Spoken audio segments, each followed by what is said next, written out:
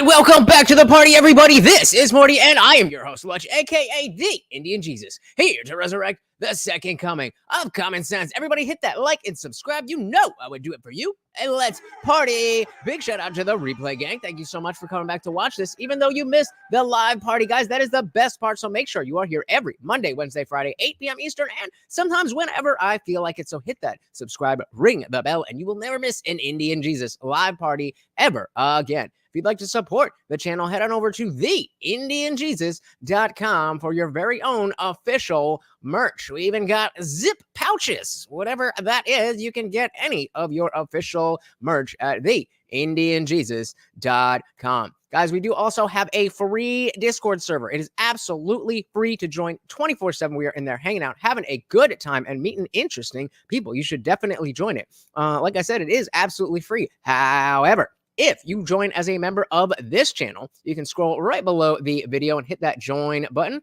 Got a couple of different tiers here, but the lowest one is just $2.99 a month. Comes with members only live streams and all this good stuff. But it also opens up the full Discord server, which includes our after party voice channel. That is right. As soon as we are done here, we are headed over there. We do not have to worry about any YouTube censors or anything like that.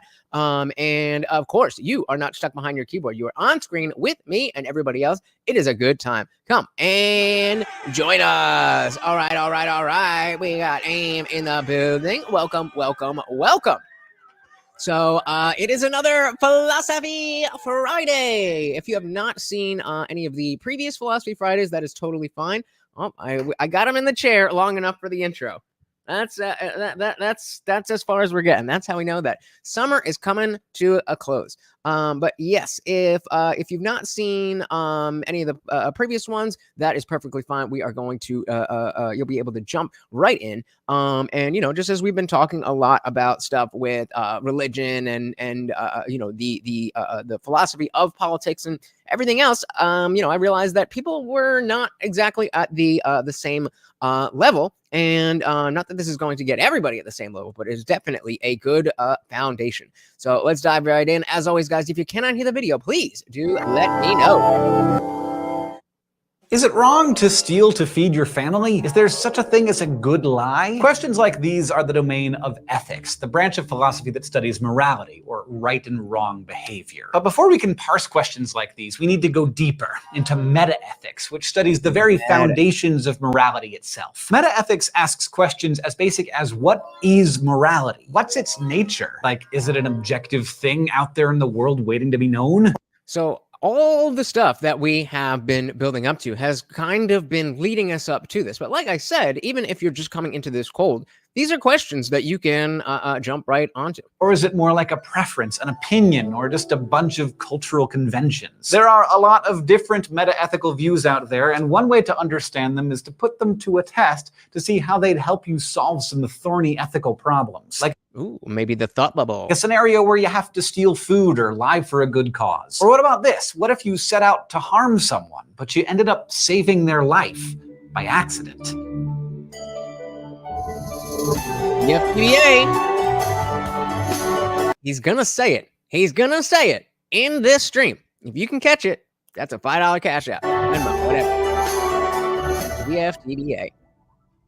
Some people think that ethics is a kind of science, that it seeks to discover moral truths whose existence is testable and provable. But others believe the nature of morality is every bit as subjective as whether you prefer plain M&Ms or peanut. There's just no right answer, unless you have a peanut allergy. So you and a friend might totally agree on whether something is immoral or not, but you might disagree fervently about why. For an example, shout out to Sarah Marie. Welcome, welcome, welcome to the party. Yeah, this one is definitely for the people who have seen the previous Philosophy Fridays. I just wanted to see which one you guys would pick. There's not really much behind it, but pick one. It is going to be vitally important. But welcome, welcome, welcome to the party. Whether something is immoral or not, but you might disagree fervently about why. For an example of a slippery moral scenario, let's just head straight over to the thought bubble for some flash philosophy. A burglar plots to break into an old woman's house on a Sunday morning, a time when he knows she's always at church. So one Sunday, he creeps up to her back window and smashes it with a hammer. But after he looks inside, he sees the old woman isn't at church. She's in there, laying face down on the floor. The sight of her body scares the burglar and he runs away. He was down for a little bit of burglary, but getting nabbed for murder was not part of his plan.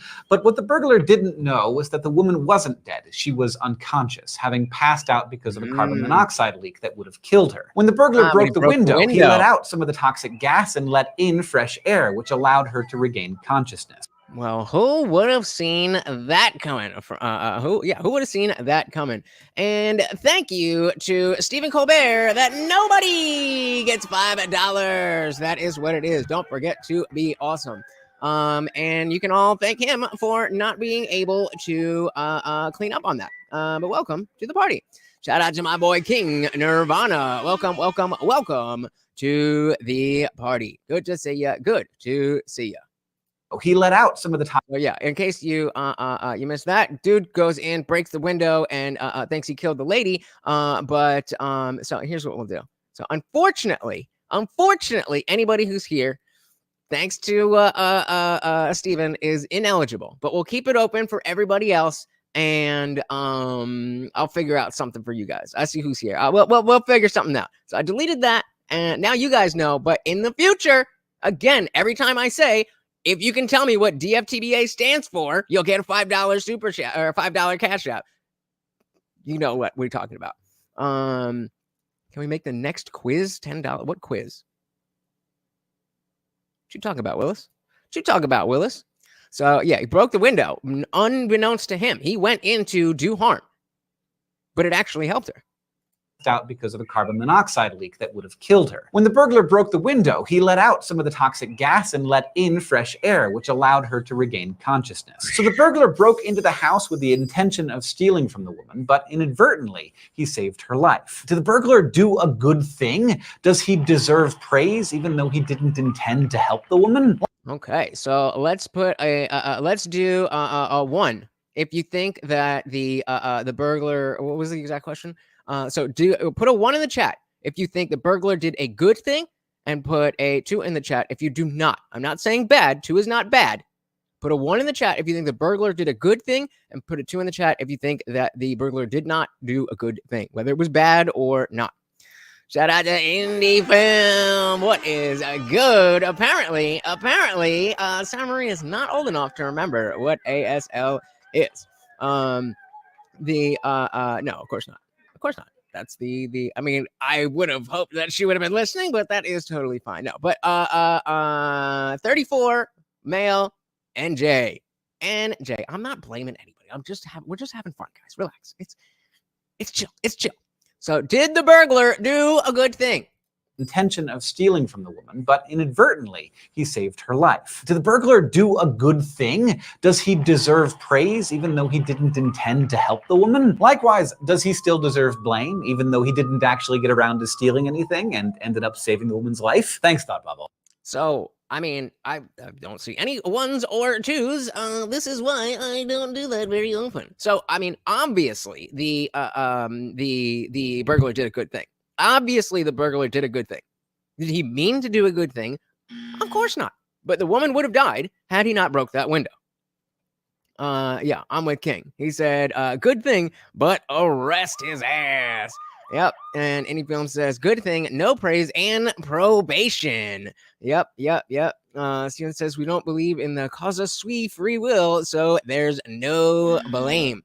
No blame. Well, no blame, but Oh yeah, gotcha. Took me a second, but good one.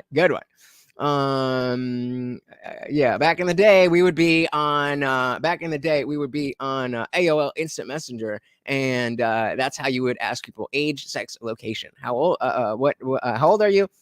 What is your gender? And there was only 2 options at that time. And where in the country or the world are you from? Shout out to Ed McMuffin. Welcome to the party. Said, nope, this isn't a Minority Report. He didn't commit a crime. He broke into somebody's house. What do you mean? That's a crime. Am says, 2, he did not do anything wrong. Or do anything good, rather. I agree. Yeah, it seems like we're all on the same page. And look who we got. Shout out to Soil, to Soul. Welcome, welcome, welcome to the party. Long time no see. Always, always, always good to see ya. Said accidental good things don't count. They don't count. I mean, in this instance, I agree that the fact that it was an accidental good doesn't count. I don't know if that. I'm going to star this. I'm going to see if we're going to come back to this, because I don't know if that's something we can apply across the board. Certainly in this situation, but I don't know. And that's a good point. So, do accidental bad things do? When we, if you accidentally hurt somebody, there's definitely manslaughter charges, and of course, lower level stuff. But you never know. You never know. He was part of BLM, so no crime. Well, no, that would mean that he absolutely, of course, did commit a crime, but will not face any repercussions. And says his intent never changed, so it is just an outcome. Agreed. But it is a good outcome. Interesting. All right, moving on. Your answers to these questions will help you suss out where your moral sensibilities lie. And why you answer the way you do will say a lot about what meta-ethical view you subscribe to. Hey, we got our boy Nick Luchetti. Welcome. Good to see you. Moderator to the stars. Good to see you, brother. So it says in this instance, yes, I probably wouldn't apply it across the board myself. I'd specify, maybe it also depends on if you're in the middle of a crime. Yeah, that part. So yeah, maybe if we're taking it out of something that is specifically illegal, and then we go to just the morality of it, then I don't know. So it start. We'll see. Oh my goodness. Shout out to Funk Master General. Always coming in hot. They're coming in hotter than usual with the $20.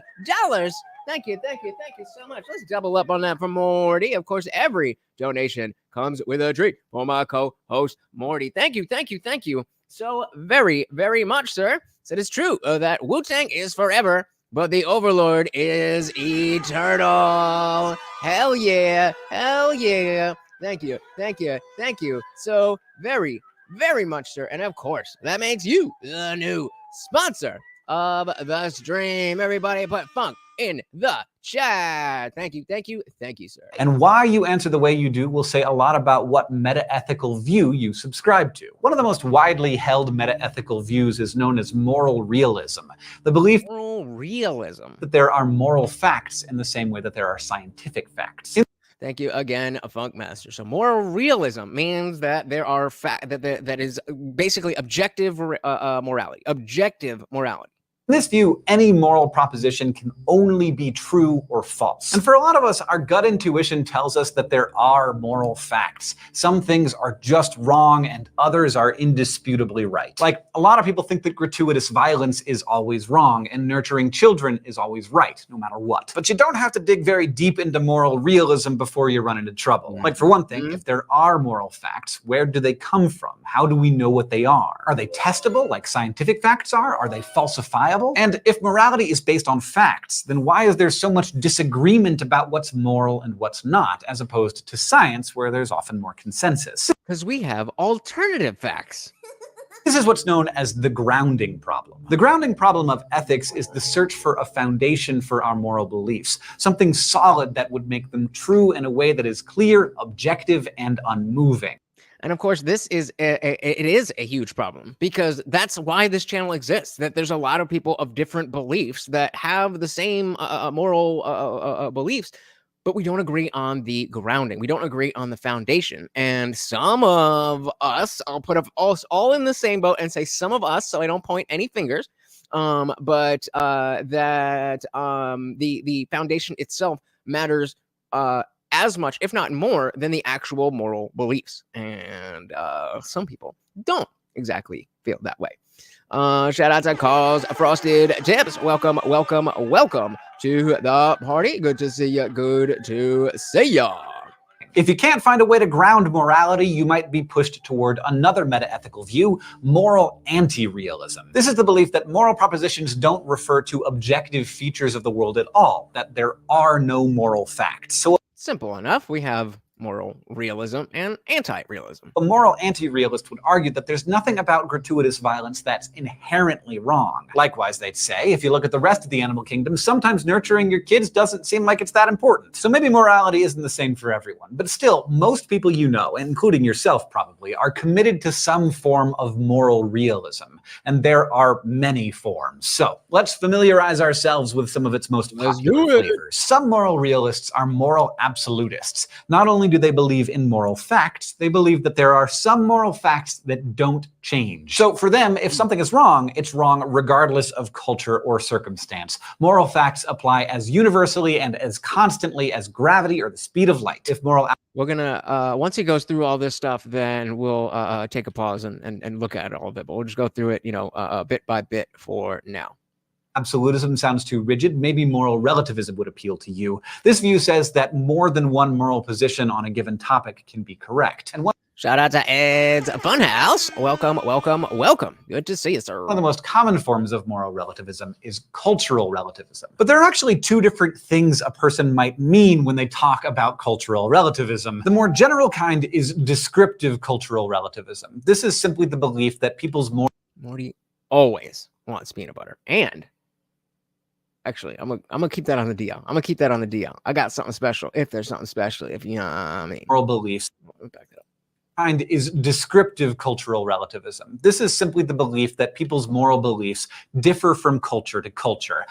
This is the cultural relativism is a big thing with why you can see feminists will have an issue with, some stupid trivial thing in America. And then they look at, Saudi Arabia and women getting beaten and not allowed to show their faces and be like, well, that's just their culture. It's like, come on. Hey, shout out to Chico's bail bonds. Thank you so very, very much for the super chat. And of course, for Morty. There you go. Thank you so very, very much. Good to see you. This is simply the belief that people's moral beliefs differ from culture to culture. No one disputes that. It seems obviously true. Like some cultures believe that capital punishment is morally right, and other cultures believe it is morally wrong, that killing another human is inherently unethical. But there's agreed. Actually, let's give a dilly to that. Islam is indeed evil. Hell yeah. We also got our boy Guam Tech. Welcome to the party. Sir, I know you are happy for Philosophy Friday.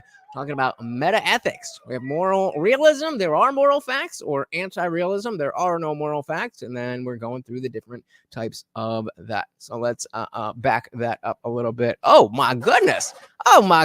You guys are being so generous. Oh my goodness. Thank you so very, very much. And Morty is very much appreciated. Oh, got a double. There's a crumb. He's going for the crumb when I have the treat in my hand. There you go. Thank you so very, very much. Oh my goodness. And that brings us almost halfway to our peanut butter goal. God damn. We are not even 20 minutes in. You guys are amazing. Thank you so very, very, very, very much. Let's grab this real quick. Am says capital punishment will come back with transhumanism. Capital punishment will come back with transhumanism. What do you mean by this? It was might be coming out of left field, or it might be connected to something I just said 5 seconds ago, but I forgot. But I don't remember either way.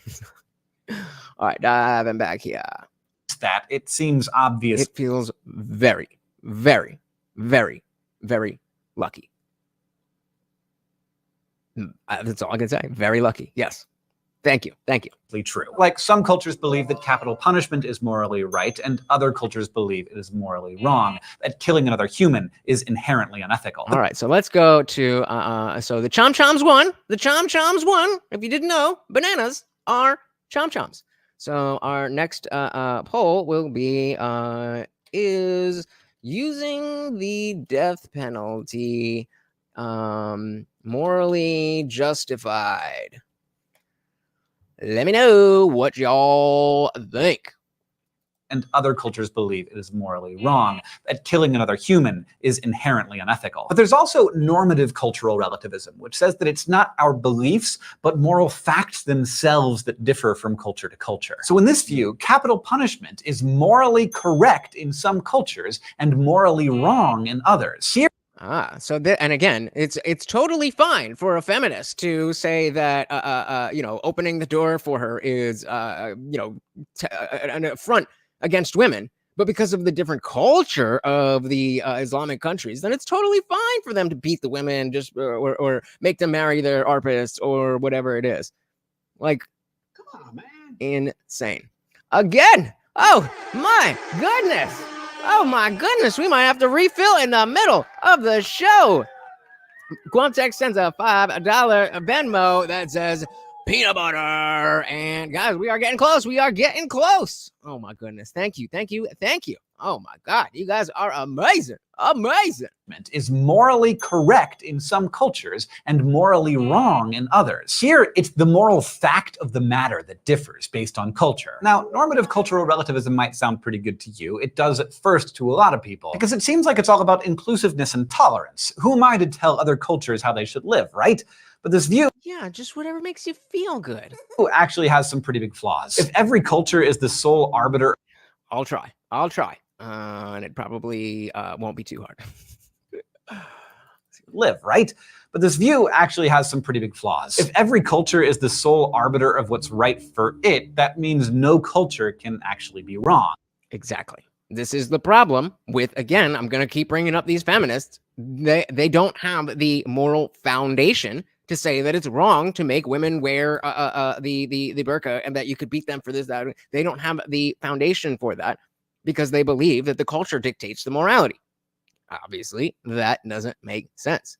So before Am said capital punishment will come back with transhumanism. And she said transhumanism is the integration with technology and biology. According to Yuval Noah Harari's projections of what capabilities transhumans will have, they'll read minds and intent won't be secret. Okay. So you're saying it'll be easier to be like, right now, I'm not in favor of the death penalty because I don't believe that I don't trust the government to be the arbiter of who should die and who should not. There's too, even though we have the best justice system, there's still very many cracks in that justice system. And so if we're able to, get to like Minority Report status, where we know for sure that you not only did this, but you intend to do this, you plan to do this, then the justification for ending that person's life is a lot stronger. I don't know. I mean, I would have to see what that would look like. But I don't know if that would change my position. I think that there's a fundamental principle. But I don't know. I would have to see it. Interesting stuff. All right, now I'm back in here. Is the sole arbiter of what's right for it, that means no culture can actually be wrong. It means Nazi culture actually was right for the people living in that culture. A dissenting German voice in, say, 1940 would have just been wrong if it had claimed that Jewish people deserved to be treated the same as other Germans. And what makes things even weirder is that if normative cultural relativism is true, then the concept of moral progress doesn't make sense either. And of course, all the feminists are what? Progressives. If what everyone is doing right now is right relative to their own culture, then there's never any reason to change anything. Well, everybody's got slaves. What's wrong with that?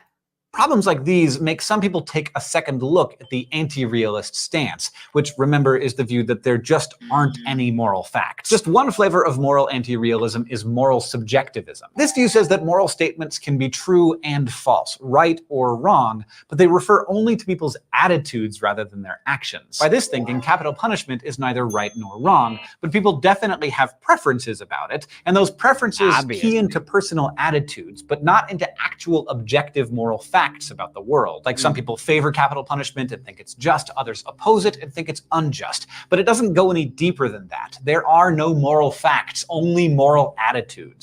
So this goes into the, if you believe that morality is completely subjective, then you can, you can finagle really anything because it's just about your attitudes or your preferences, and that can differ with everybody, and that is a scary thought.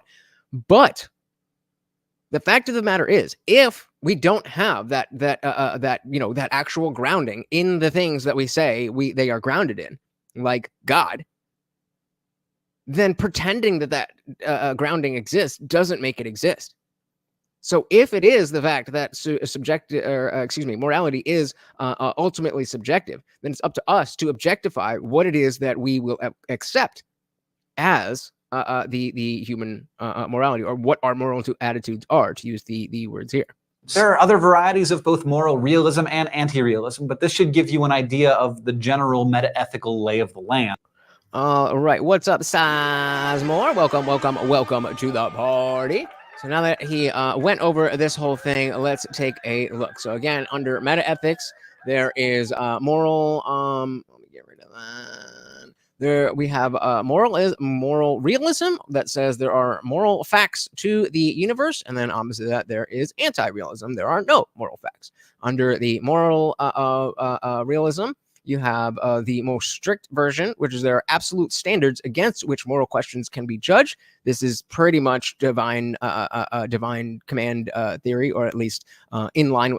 Divine command theory is moral absolutism. Maybe not the other way around, but this is, there is a judge. You are right, you are wrong, end of story. A little bit softer is moral relativism, where there's more than one moral position on a given topic that can be correct, but there still is right and wrong. And then we get into the cultural relativism, which is this beta feminist bullshit that says, well, if they like it, then they like it, so they must like it, so they like it.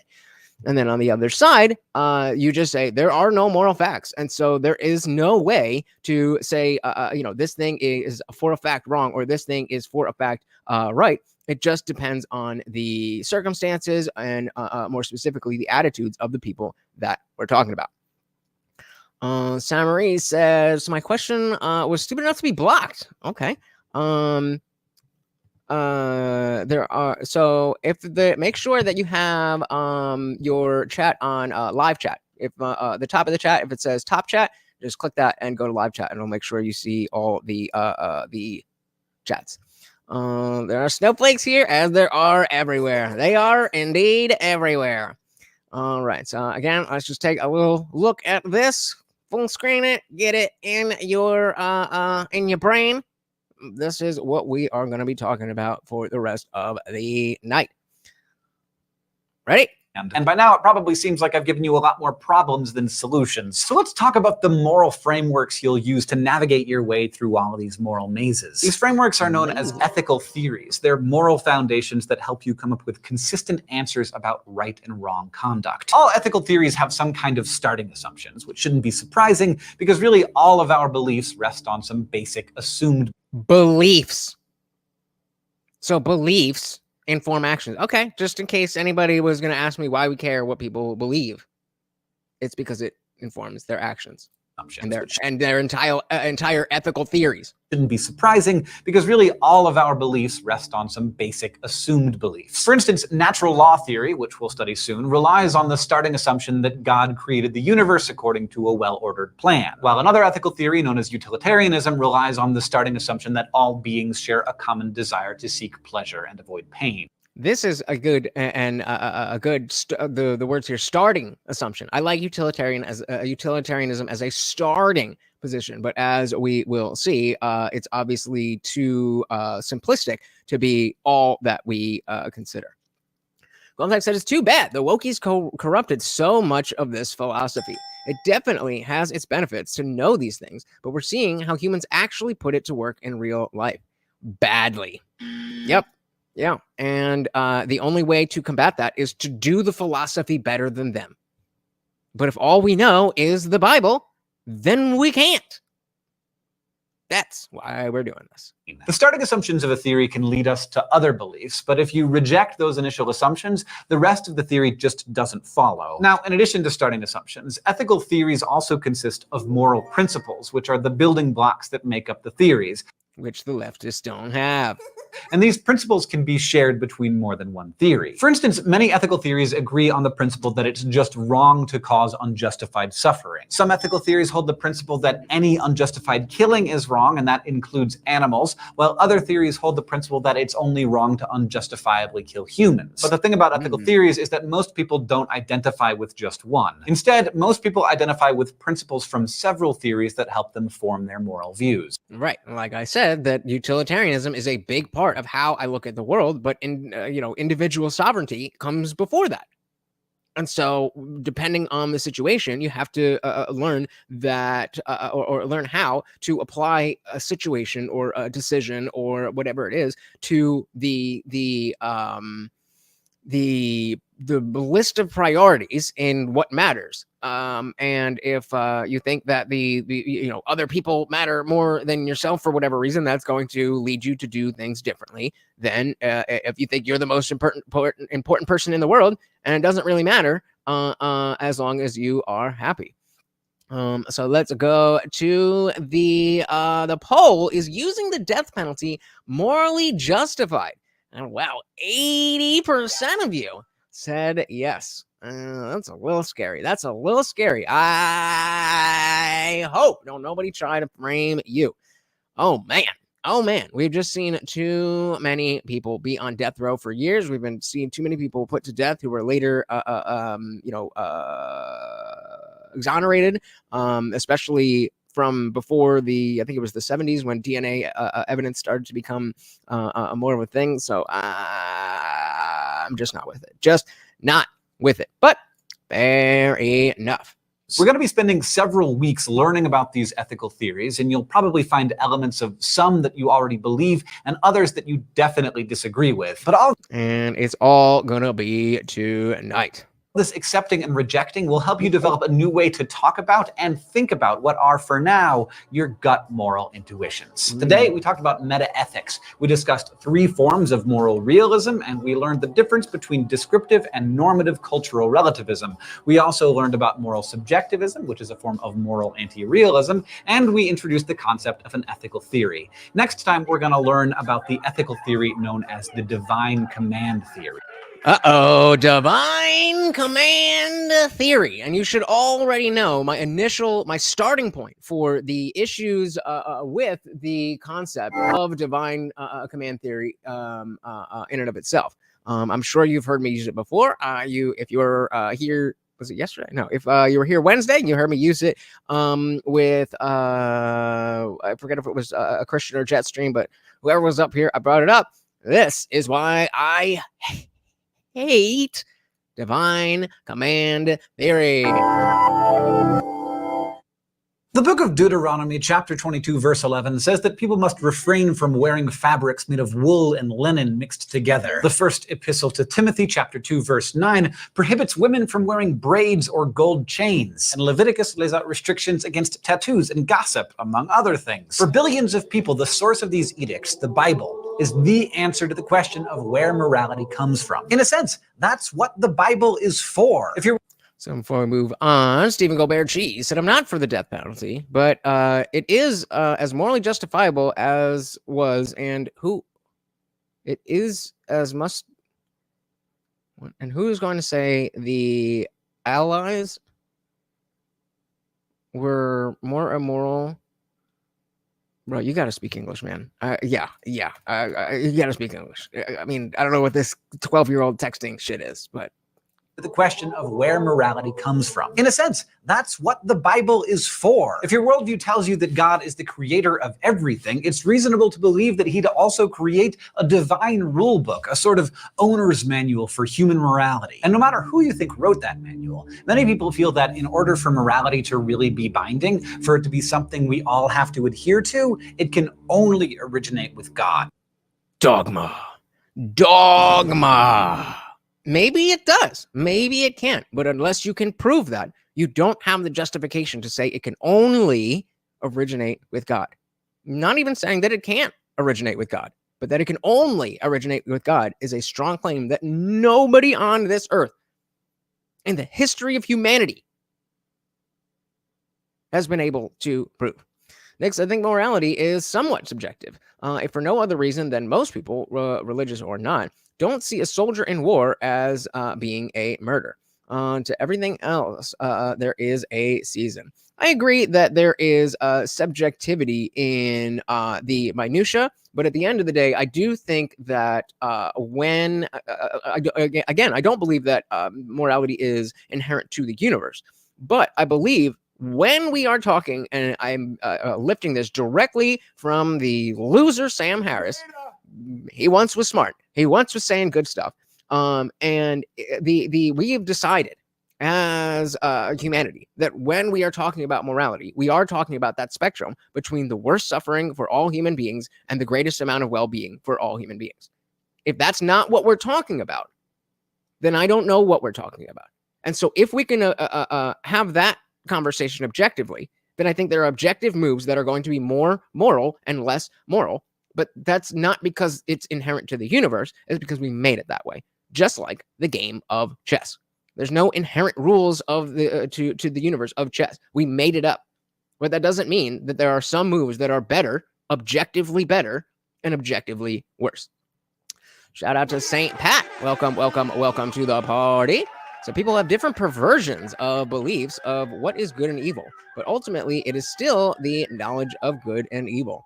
Yeah, I mean, I guess that's a strong thing too, is that the understanding of even if we all agree that we're talking about that spectrum, that how it applies is an ongoing conversation, and yeah, because of different perspectives. It's never, everybody's not going to agree on one set of things. Again, even within a particular religion, people have different interpretations. Am said pleasure is not happiness. Pleasure is immediate. Happiness may wane, but is akin to a lens to view circumstances through. That's what causes the left to corrupt so easily. Suffering isn't always bad. Well said. Well said. St. Pete said there are 2 trees in the garden. God saved the entire world before the foundation of the world. Christ is all in all. God is awesome. All right. I always say, as always, I will say, prove it. Marie, so my yes vote was sarcastic. Why are we voting sarcastically in an anonymous poll?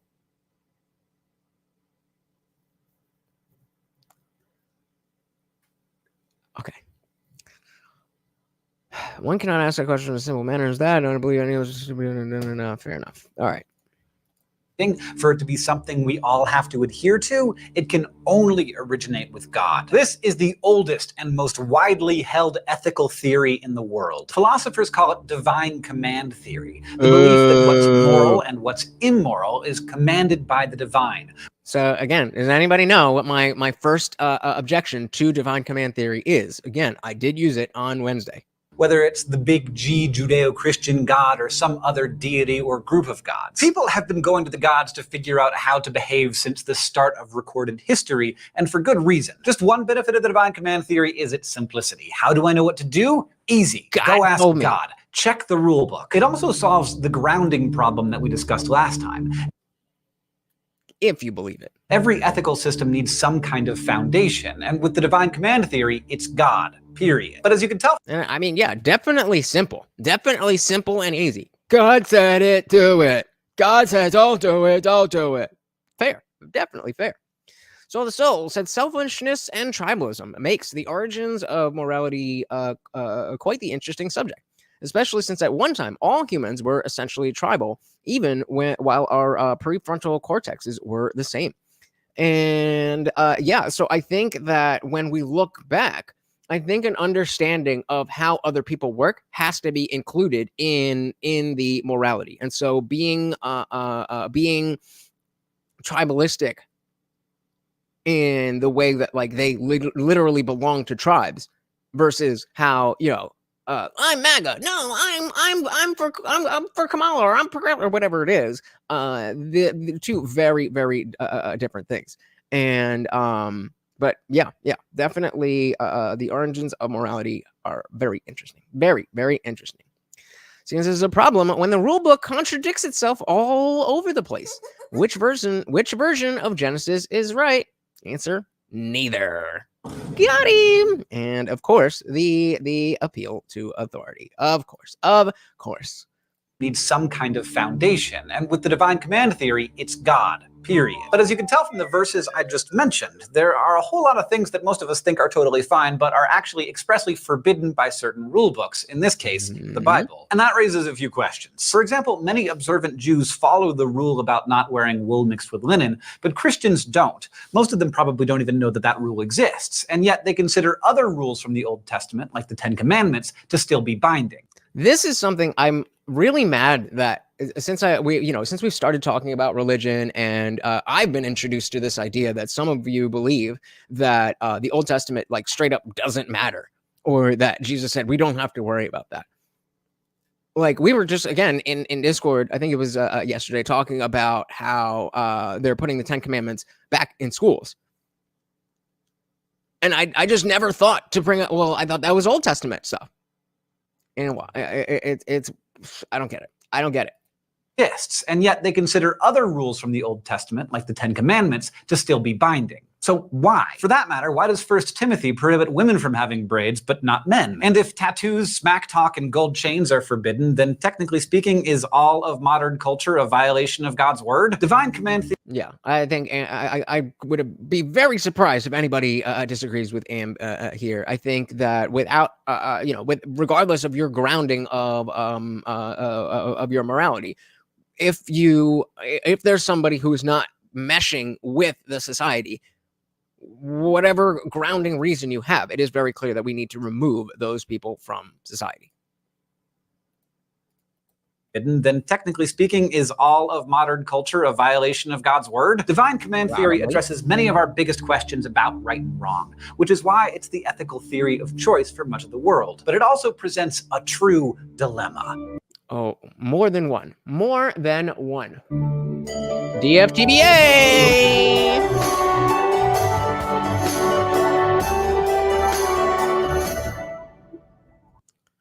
What is this? Why would a rational society want to incentivize free riders and criminals? I don't know. To be nice, because we have to be nice, because we're so nice. It's mean.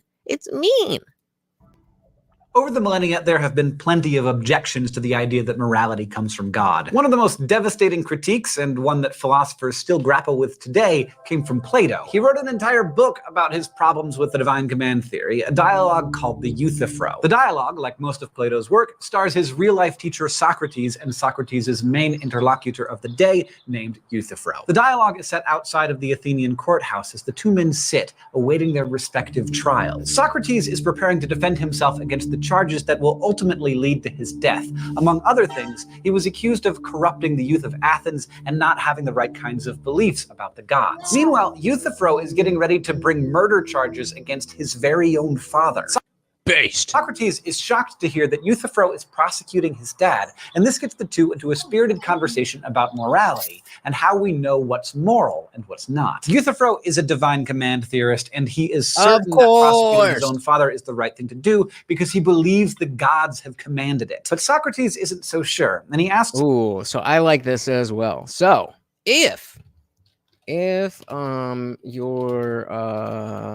your father, if you don't have a father, just imagine you did. If your father, or if you knew, let's just say you knew it. Just it's not all gonna fit. And so, if your father, committed murder, would you snitch? Well, that's leading. Would you tell? Would you turn him in? Would you turn? Nope.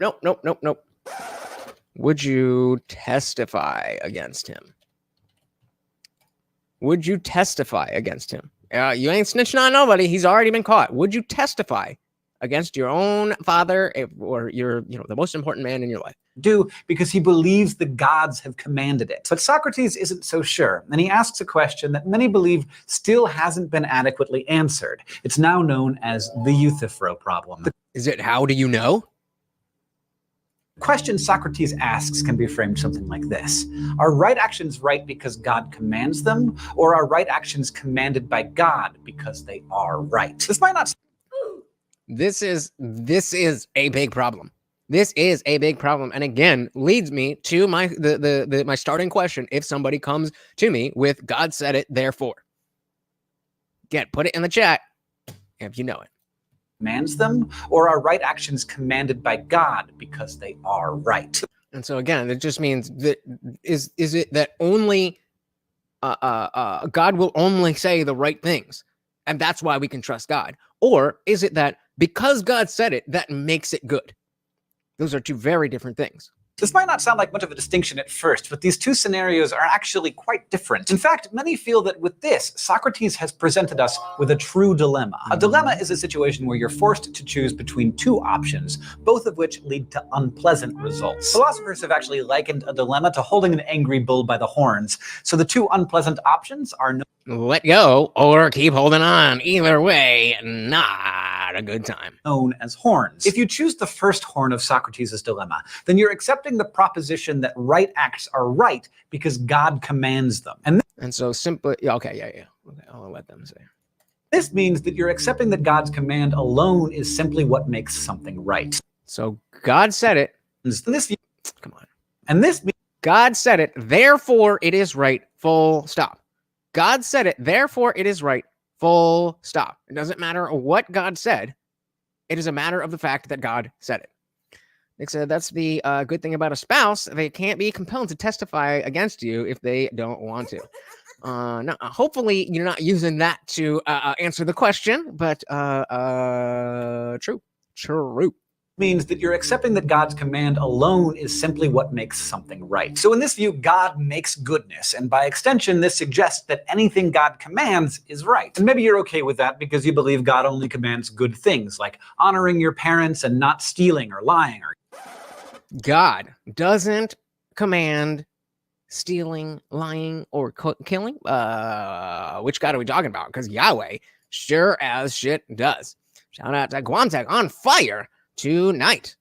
See, it says effective incentives work. It doesn't matter that none of us have the causa sui type of free will. It's dumb not to implement rewards for behavior that benefits society and punishes for the reverse. Bingo. Yep. And God commanded Abraham to kill his could. She said, no thanks, I'll pass. Because you believe God only commands good things, like... Well, this goes without saying, but I said shit. Me too. Hard pass. And I'm wondering, there's a question from Wednesday that I'm wondering if anybody. I was expecting somebody to ask me yesterday, but I'm wondering if anybody is going to ask me, and it's directly relevant to religion. But we'll see.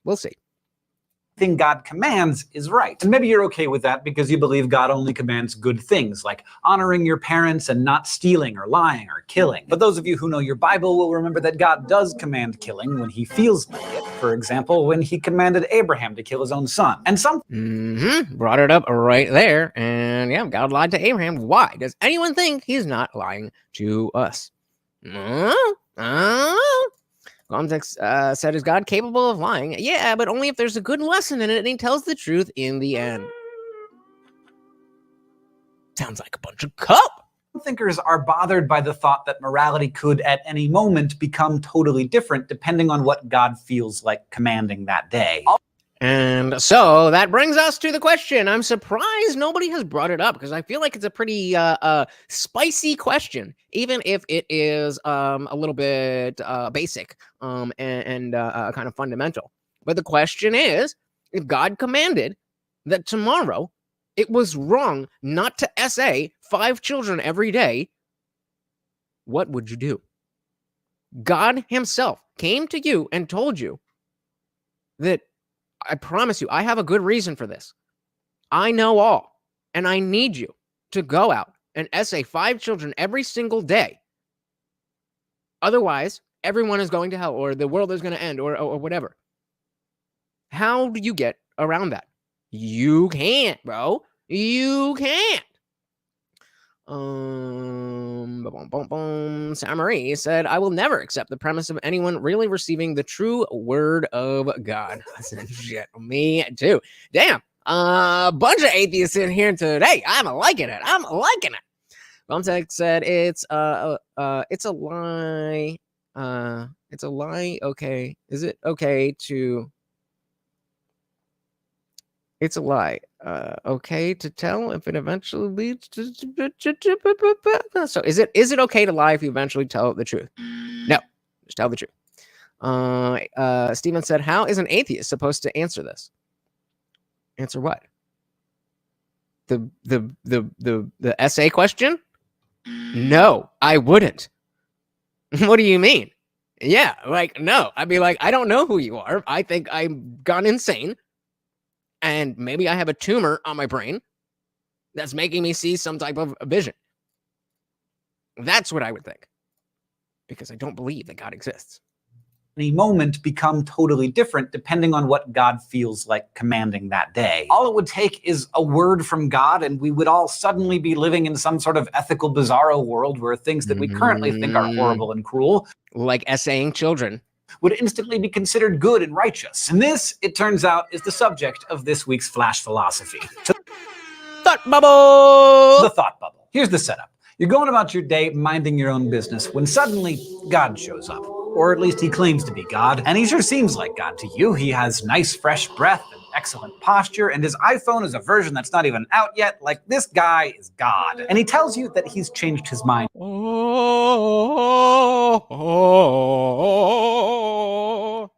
Shout out to Brandon Murphy. Welcome to the party. Said if you testify against the narcissist, who's the narcissist? They'll resort to intimidation so they can get their way. What? Is this to the poll? I don't know how that. I don't know. Welcome to the party.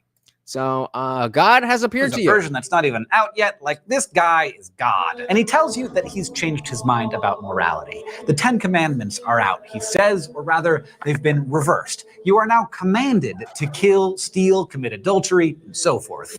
So there we go. This is essentially the same, the same question reversed. But instead of, essaying at children, thou shalt have other gods before me. Thou shalt make unto these the graven images. Thou shalt take the Lord's name in vain. Forget the Sabbath day to keep it holy. Dishonor thy mother and thy father. Thou shalt murder. Thou shalt commit adultery. Thou shalt steal. Thou shalt bear a false witness, and thou shalt covet your neighbor's goods and his wife. Let's go. I was just talking about if you're is your father a narcissist?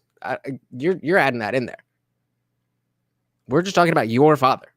If your father committed murder, Brandon Murphy, if your father, the person who now is your father, if he's a narcissist, then okay, then that will come into the way that you answer the question. But your father, and would you personally testify against him? Shout out to the dum. Or no, was that the Scientology one? No, that was the Mormonism one.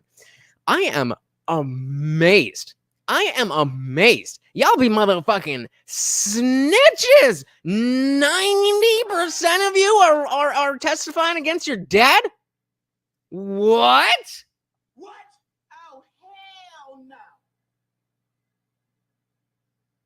There is nothing you could do to me ever that would make me testify against my father. Never. Throw me in jail forever. I am not testifying against my father. What? 90% of you. Well, we got, how is it 89 and 10? It's just 10 votes and it says 89% yes and 10% no. What? But 90% of you are sus AF. Wow. About morality. The 10 Commandments are out, he says, or rather, they've been reversed. You are now commanded to kill, steal, commit adultery. Every day I'm coveting. And obviously, yeah, it depends on the circumstances. But even if he was guilty, that's still my pops. That's still my pops. Hell no. Hell no. Well, like I said, family is family, but keeping a good society is hard to come by. Well, I mean, I don't disagree, but nope. Like I said, I don't think it's a fair idea to create morality only to turn around and go against those morals just because you can somehow make anything moral just by saying it's now moral. Well, I mean, this is Yahweh we're talking about. It's not like he's, a good guy to begin with, even with the initial 10 commandments. I mean, there's some good stuff in there, but the number one is I'm the best. You only like me. So you did say he'd already gotten caught. Plus, my dad was rarely in my life. I don't care if he went to jail. Oh my God, guys! If you really think this was the sentiment, sad. Brandon said, my dad's a good guy. It's about one of my friend's parents that's a narcissistic psychopath and used to be a police officer. Very long story. Fair enough. So Marie said, we're living in 1984. We all testify against each other. Okay, maybe it was too big of a question. Fair enough. I try to keep them vague so that the principle of itself is only then changed by the details. And so the way that I ask that question is that with the only information I have is that he committed murder. So with only that information, I'm not testifying. Now, if you add other information, then, there could be circumstances, maybe if it was some, like gruesome, nasty something. But with no other information, I don't see how you get to, well, automatically yes. But I don't know. That's why we ask. That's why we ask these questions. All right. So 10 commandments are reversed. They've been reversed. You are now commanded to kill, steal, commit adultery, and so forth. God says he understands that this is confusing, but he assures you that he knows best. And this has been part of his plan all along. All along, he knew he was going to come to you and reverse the 10 commandments. So what is there to even question? He was just waiting for humanity to be ready for it. We weren't ready. So he instructs you to go forth and begin carrying out his commands. To do otherwise would be a sin. So how do you process this information? Do you assume that there must be something wrong with your brain, or that something's gone wrong with God, or do you obey? Thanks, Thought Bubble. Thanks, Thought Bubble. And yeah, I mean, that is such...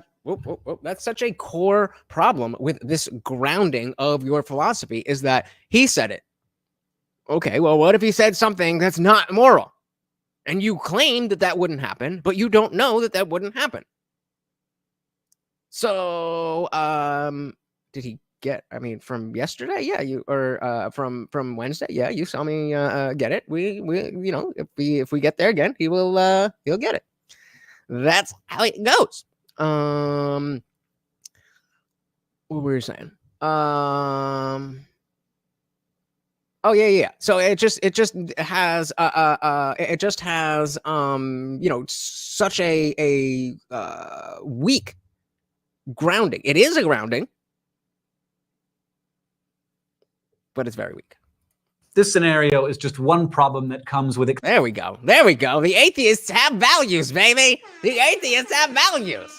So I'm with you, man. I wouldn't turn against my father, especially when I know he would only do it to protect his loved ones. But even if it was not so cut and dry, I still wouldn't testify against him.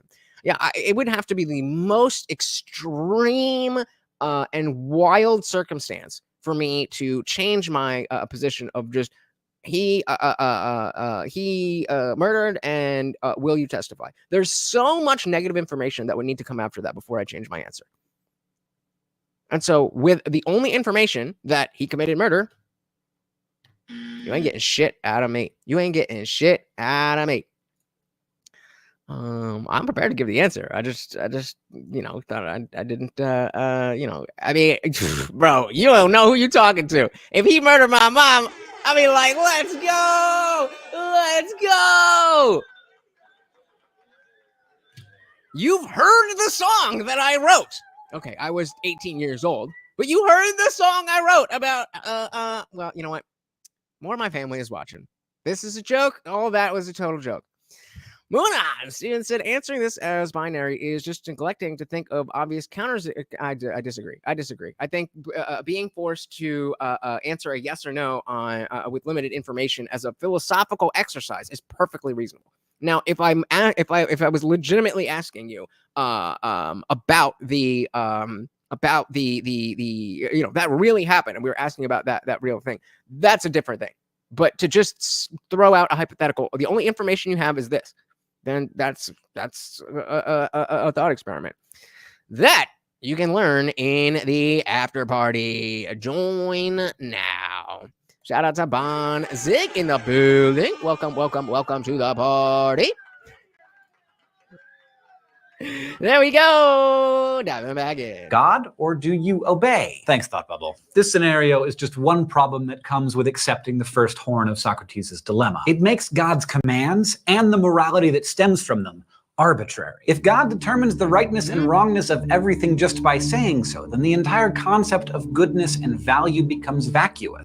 If God determines the rightness and wrongness of everything just by saying so, then the entire concept becomes vacuous. It becomes meaningless. It just means the thing that God said. That's all that we're talking about when you're talking about morality. When I'm talking about what is good for humanity, what is good for society, you're just talking about reporting on what dude said.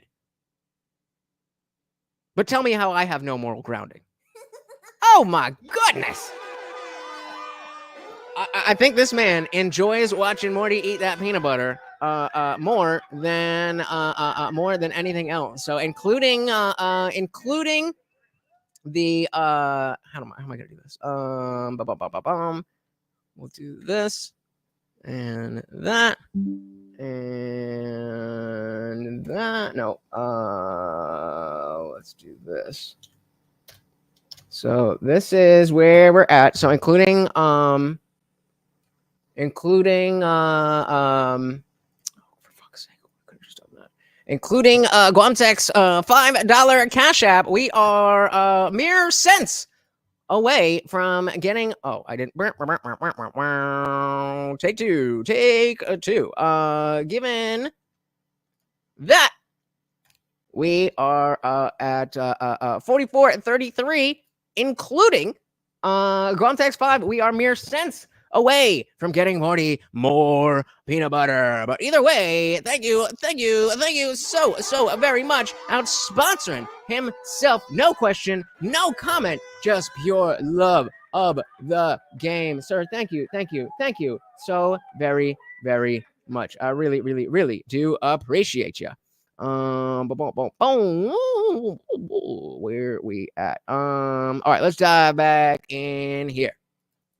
Everything just by saying so, then the entire concept of goodness and value becomes vacuous. Because it means that saying God commands what is good is really just saying God commands what he commands.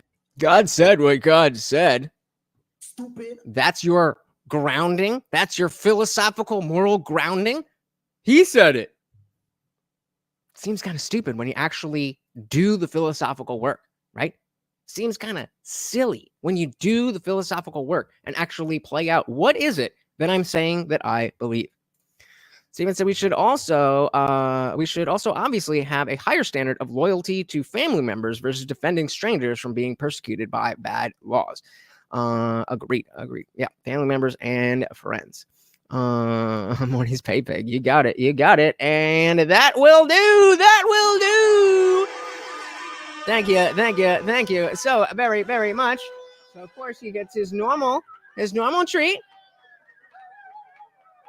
And then we got the peanut butter. Who likes the Skippy? Who likes the Skippy peanut butter? There we go, Bubba. Right here. Come on, get it. Go and get it. There we go. He don't even know where to start. Oh my goodness. Thank you, guys. Thank you so very, very, very, very much. Big. Thank you. We got our boy brother JP in the building. Welcome to the party. No, because then he's gonna take all the attention away from me. So Morty's fan page is my channel. If you want to see Morty, you have to go through me. This is literally what happened in college. Because I got him Halloween of 2010. I had him Halloween of 2010, and I thought, oh, this is gonna be amazing. I walk around campus and the ladies and da da da da da. And what ended up happening was I'd walk around and ladies would be, oh my god, your dog's so cute. Hi. Literally looking past me. So you got to come here to get Morty. But guys, thank you so very, very much. Where did he go? Here, eat it, bugs. Oh, you know what? Let's give him. Do I have anything here? I'll use the empty. I'll use the empty Jim Beam bottle to pull some of this up from the bottom and get it all over where he can reach. And then we'll give him the bottle, close it up, make sure he can't get any alcohol, of course, my horse. There we go. I don't say pause. If I said some non-gay shit and you thought some gay shit, that's on you, homie. All right, so first we'll give him that. Extra tighten so he can't get through it. There we go. And then I will keep this here as soon as he is done. Remind me if I need to. Hey, we got Nick Luchetti with a super chat. Thank you. I don't know when he's going to be interested, but he still earned another treat. Oh, he loves it. He likes those. He likes those carrots. Hell yeah. All right. Hey, I mean, OnlyFans, there you go. Now you are thinking. Either way, common sense is wrong to do gay shit. I don't believe him, so I don't know what to tell you. All right. Thank you so very, very much, guys. Make sure where we at with the banner 40. We are good. Our sponsor, but of course, very, very, very blessed to have all of you be so generous. Thank you. So very much. All right, diving back in here. You guys, because it means that saying God commands what is good is really just saying God commands what he commands. The idea of what's good doesn't really mean anything anymore. So what about the second horn of the dilemma? Hey, we got Damers in the building. Welcome to the party. Good to see ya. So, going back to the, I forget how to say his name, Euthyphro, I think. But this problem, we're saying whatever God says is morally right. Is he doing that? Okay, now you want this?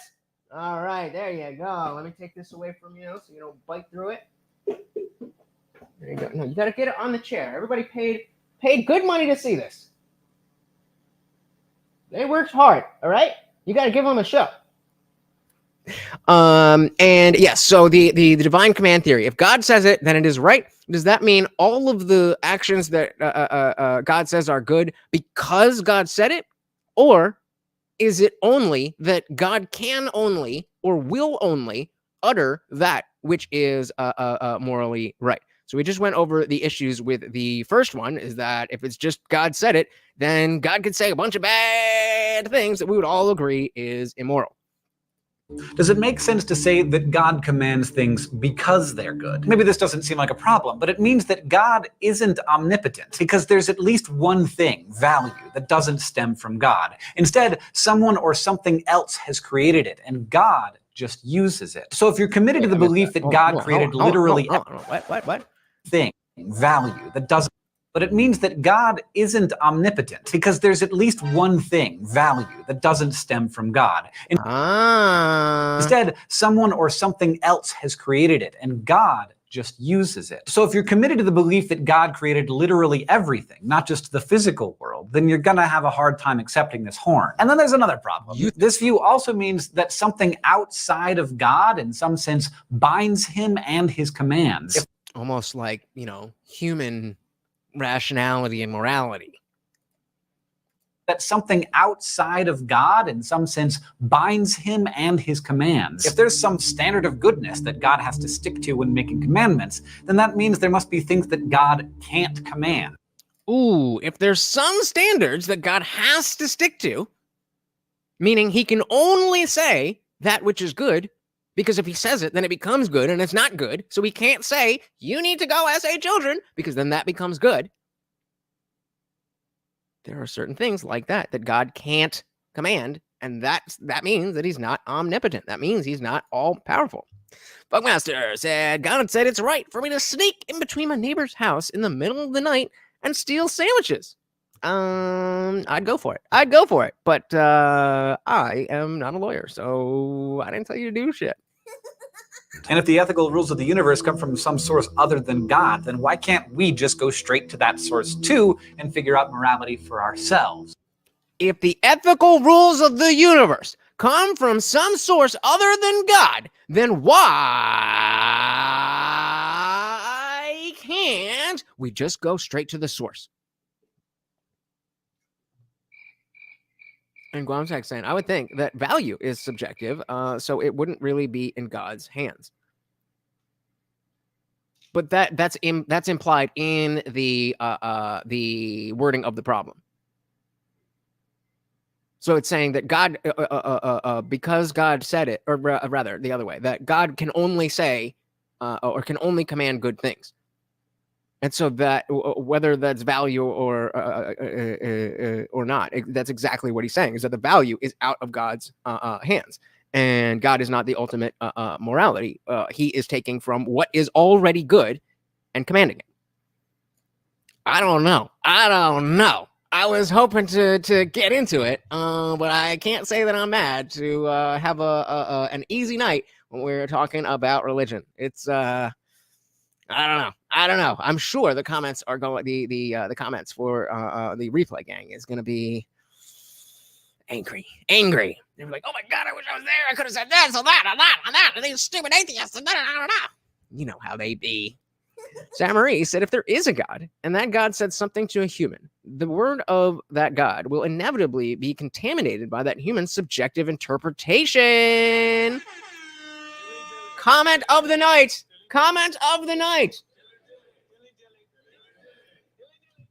So even if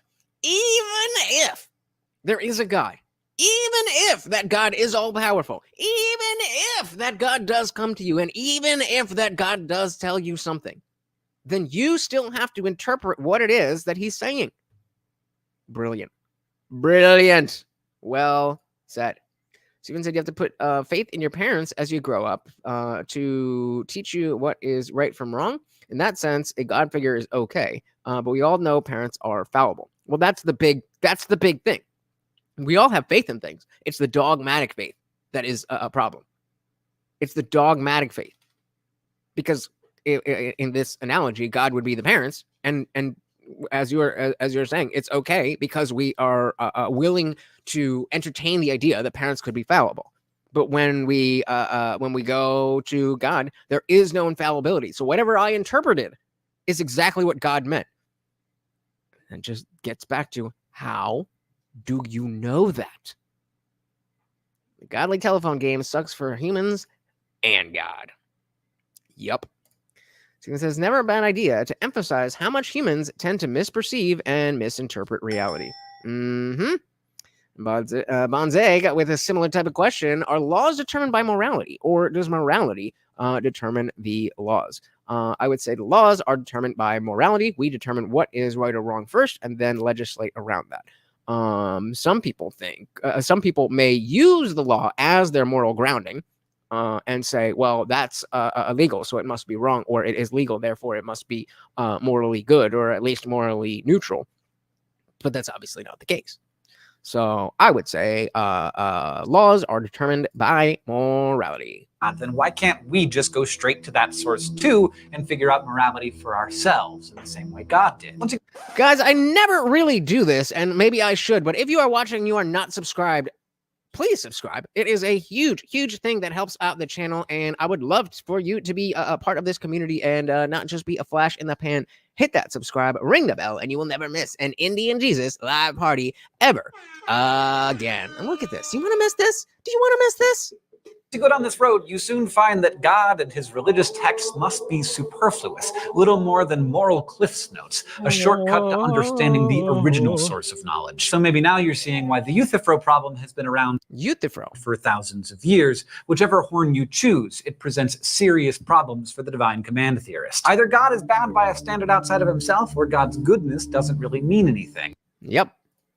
Either God is bound by a standard of, outside himself, meaning he is not the ultimate good, or God's goodness doesn't mean anything because it's just what he said. Either way.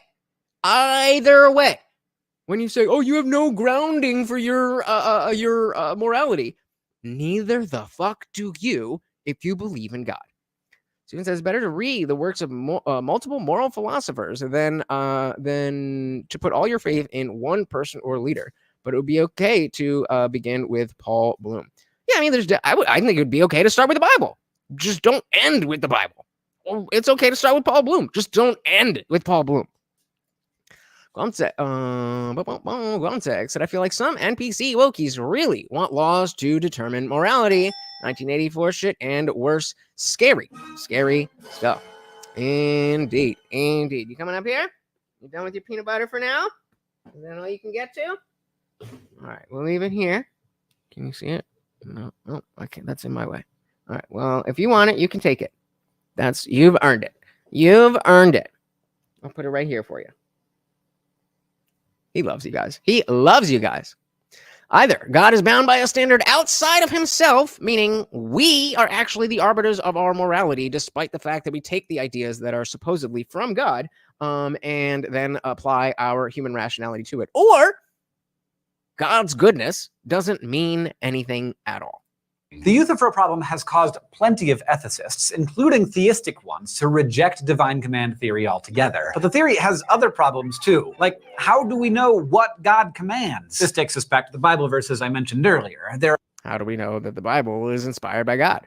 There are a lot of very explicit instructions, like about fabrics and hair braids and gold chains, that most Bible-reading theists don't consider binding. So how do we know which commands are binding and which ones God retracted somewhere along the way? Well, I just know that this part is supposed to be poetic, and it's supposed to be metaphorical, and this part is supposed to be literal. How do you know that? Do we get to decide? And if we do, how are those instructions still commandments? They're not. Wouldn't they be more like recommendations? I don't know about you. Yes. But the 10 recommendations just doesn't have the same ring to it. A good moral theory is one that will generate answers to questions like these, and divine command theory seems to fall short in that regard. So next time, we're going to look at another moral theory that approaches things from a theistic perspective, but is immune to some of these problems. All right, so getting into a theistic perspective that doesn't come down to this basic, God said it, therefore it must be right. There are ways to use this type of belief in God and belief in the Bible and belief in Christianity to inform your morality. That is obviously and clearly the case. But that is not the only way. And as long as you push the idea that it is the only way, then you will stop people who cannot use that way from seeking other ways to be good people and just be shitty people. Some preacher on a pulpit told me. Well, I mean, if it's a preacher at a pulpit, well, then, I mean, it must be right. Samurai said there's also a hint of Animal Farm and Brave New World and Handmaid's Tale and all the rest. Right? So now we are going to get into natural law theory. Natural law. And this, if you've been asking, okay, I see some of the issues with using God in the Bible. I see some of the issues, but what do you have that's any better? Allow me to show you. Thomas Aquinas was no dummy. Remember him? Yeah, the Italian fella, Christian monk, philosophical superstar of the 13th century. Aquinas thought morality was important for everyone and that being a good person was a vital part of God's plan for each of us. But he also knew that not everyone had been exposed to the Bible or had even heard of God. So what bothered him was, how could people follow God's moral rules, also known as the divine commands, if they didn't even know about the guy who made the commandment? They can't, bro. They can't. Oh, shout out to Stephen Colbert Cheese. Dilly on that. Natural awe to natural law. Love it. Dilly dilly to you, sir. Good one. Good one. Good one. Rules, also known as the divine commands, if they didn't even know about the guy who made the commandments. Aquinas just couldn't believe that God would have made expectations for us if he didn't also give us, all of us, a way to meet them. So a way to meet them. So again, there's a question that I've been waiting for somebody to ask that nobody has asked. Shout out to Joe Mama. Welcome, welcome, welcome to the party. Good to see you. Good to see you. Expectations for us. Yeah, hit that again. Made the commandments. Aquinas just couldn't believe that God would have made expectations for us if he didn't also give us, all of us, a way to meet them. So that includes me.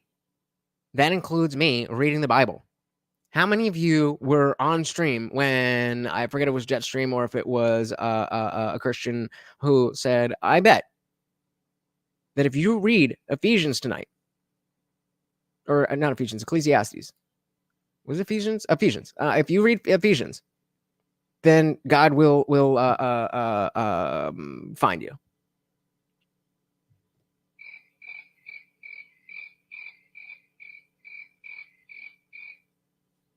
But I guess I did it wrong, right? Expectations for us if he didn't also give us, all of us, a way to meet them. So Aquinas theorized that God made us preloaded with all the tools we need to know what's good. This idea became known as the natural law theory. And there are a lot of versions of this theory still circulating around today, but I did. Indeed, I did. Aquinas' original take on natural law is by far the most influential and the longest standing. How influential? Well, if you're Catholic or a member of any of the major Protestant denominations or were raised in those traditions, then you're probably already familiar with how Aquinas saw the moral universe and your place in it. Basically, God is awesome and he made you, so you are awesome. It's just... Except that's not what other Christians tell me. It's important that you don't forget to be awesome. It's just important that you don't forget to be awesome. There we go. There it is. Don't forget to be awesome. Sorry, I tried. I tried to give you. Nobody even guessed. Nobody even guessed. You, so you are awesome. It's just important that you don't forget to be awesome. Yep. I'll be on my deathbed, and they'll be like, "Oh wait! Real quick, by the way, I'm here." Too little, too late, homie. Sorry, send me to hell. Bonzig said God changes depending on who is in control. During COVID, media made people believe Fauci is a science. I am the science. Okay, Senator Paul, you don't know what you're talking about. All right. Nick said, that was in the last couple of nights. I knew you'd read it, but it would just leave you disappointed like it would me. But I'm just not trying hard enough. I'm just not open-minded enough. At this point, I genuinely, I don't know how I could, like, I tried to be open about it. You know, it was talking about wisdom and stuff, and how we were talking about Nietzsche in the first chapter and all that kind of stuff. And then really just coming down to the idea of unity and stuff like that. It's there. It's not new ideas. It's not stuff that I didn't read the first time. It's not stuff that I didn't learn in church. It's not stuff that I didn't hear a preacher say from the pulpit. It's nothing new. But it's some magical thing that's just going to make me a Christian. Now what? And again, at what point is it reasonable for me to not even be able to openly do this? At what point is it irrational for me to read the same fucking thing again and assume that there's going to be a different conclusion?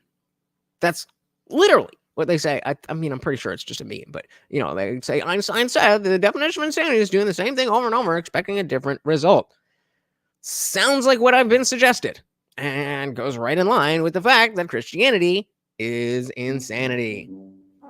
Steven said, hopefully nobody would deify a health secretary or Anthony Fauci without seeking other expert opinions. Well, they did. They did. Well, I mean, he only did it once. It's up here every time, but that's the first time he said it in the series. But yeah, every time I've been DFTBA, what does it mean? I'll send you a Cash App, and you could have had it, but Steven ruined it for you. How dare you? Facts. There's no such. I disagree. There's definitely new thoughts because of the way that the world is constantly changing. But I get what you mean. That like nobody's, completely and 100% original. I get you.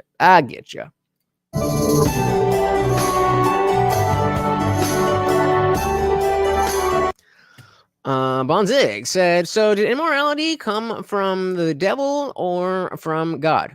No. Those don't exist. So no. Natural law. Let's do it. Aquinas got that, and he said that it was okay. In fact, the theory of natural law is based on the idea that God wants us to want things, specifically good things. Okay, that makes sense. Aquinas argued that God created the world according to natural laws, predictable, goal-driven systems whereby life is sustained and everything functions smoothly. Again, makes sense to me. And as part of this natural order, God made certain things that were good for his various creatures. Sunlight and water are good for plants, meat is good for cats, and plants are good for bunnies. And because God is awesome, he instilled all of his creatures with an intuitive desire for the things that he designed to be best for them. The things that we are designed to seek are known as the basic goods, and there are 7 of them. The first thing that all living things just naturally want, Aquinas said, is self-preservation, the drive to sustain life. Aquinas thought God built all creatures with a survival instinct, and this appears to be pretty much true. I mean, we naturally avoid dangerous situations like swimming with hungry sharks, and when we find ourselves in danger, we don't have to stop and ponder the options before getting ourselves to safety. After preserving our own lives, our next most pressing basic good is to make more life. Well, unless you're a liberal woman. In other words, to reproduce. Some beings are able to do this on their own, but since we need to coordinate matters with a partner, God kindly instilled us with a sex drive and made the process feel good to make sure that we do it. Thanks, God. But once we manage to achieve our second basic good, reproduction, we need to educate those kids we just made. For humans, that's gonna... Well, or you could just throw an iPad in front of them. Mean stuff like school and lessons in morality. But even non-human animals need to teach their babies how to hunt and avoid predators. Otherwise, the offspring they worked so hard to create aren't going to survive long enough to reproduce themselves, which, of course, is the goal of everything. True. Samarie said, my son has the same confidence as you, and I wish I had the same. Well, if this is aimed at me, then I will tell you that the confidence that I have or that I show is definitely something that had to be worked on.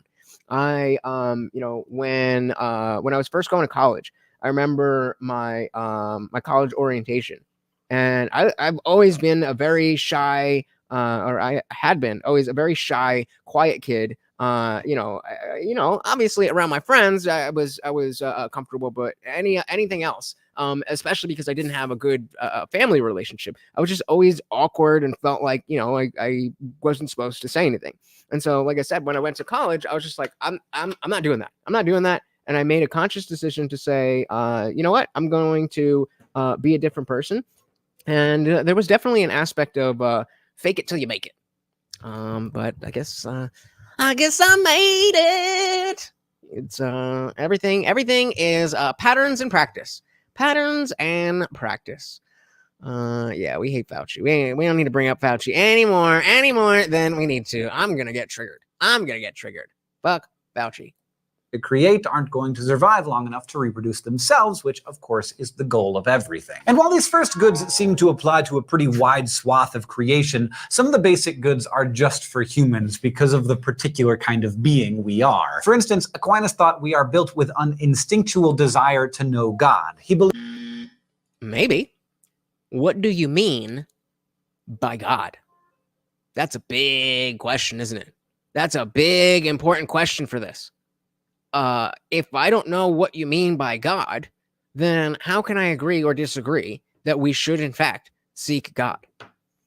Zig said morals have changed over time. Different cultures had different morals. I mean, slavery was considered fine once upon a time. It can be manufactured. But the question is, was that ever moral? Slavery was never moral. And so this is exactly why when we go back to the, even if you have moral realism, and you say that there are true moral facts, but it's based on culture, then it's just whatever everyone is doing becomes right. And that's not the case. It was accepted, but at no point was slavery moral. It was considered fine. That doesn't mean it was fine. That's why it's important to be able to differentiate between what is accepted and what is moral. But again, maybe he's right. Maybe seeking God is a basic good. But I don't know what you're talking about, dude. I don't know what you mean. Are. For instance, Aquinas thought we are built with an instinctual desire to know God. He believed we seek him in our lives whether we've been exposed to the idea of God or not. Interestingly, the existentialist Jean-Paul Sartre agreed with Aquinas on this. He said we are all born with a God-shaped hole inside of us. The tragedy for Sartre is that he was an atheist, so he believed this was an emptiness that could never be filled. Next. I somewhat agree and somewhat wholeheartedly disagree. We'll get into it if they are talking about it. Taking a page out of Aristotle's book, Aquinas also said that humans are naturally social animals, so it's part of our basic good to live in community with others. While short periods of solitude can be good, he believed that we're basically pack animals, and our desire for love and acceptance and our susceptibility to peer pressure are all evidence of this. And we can clearly see that ever since the lockdown, people, kids especially, have not been doing well. And that's due to the overwhelming amounts of solitude. Even when we're being social, it's typically when we're actually physically alone. No bueno.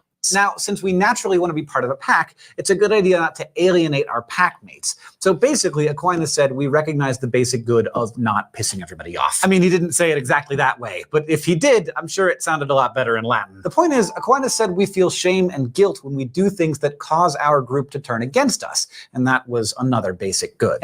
And that, a basic good, avoiding offense, that in general, yes, we did all want to not offend people, but then politically, everything became so offensive that it was impossible to avoid offense.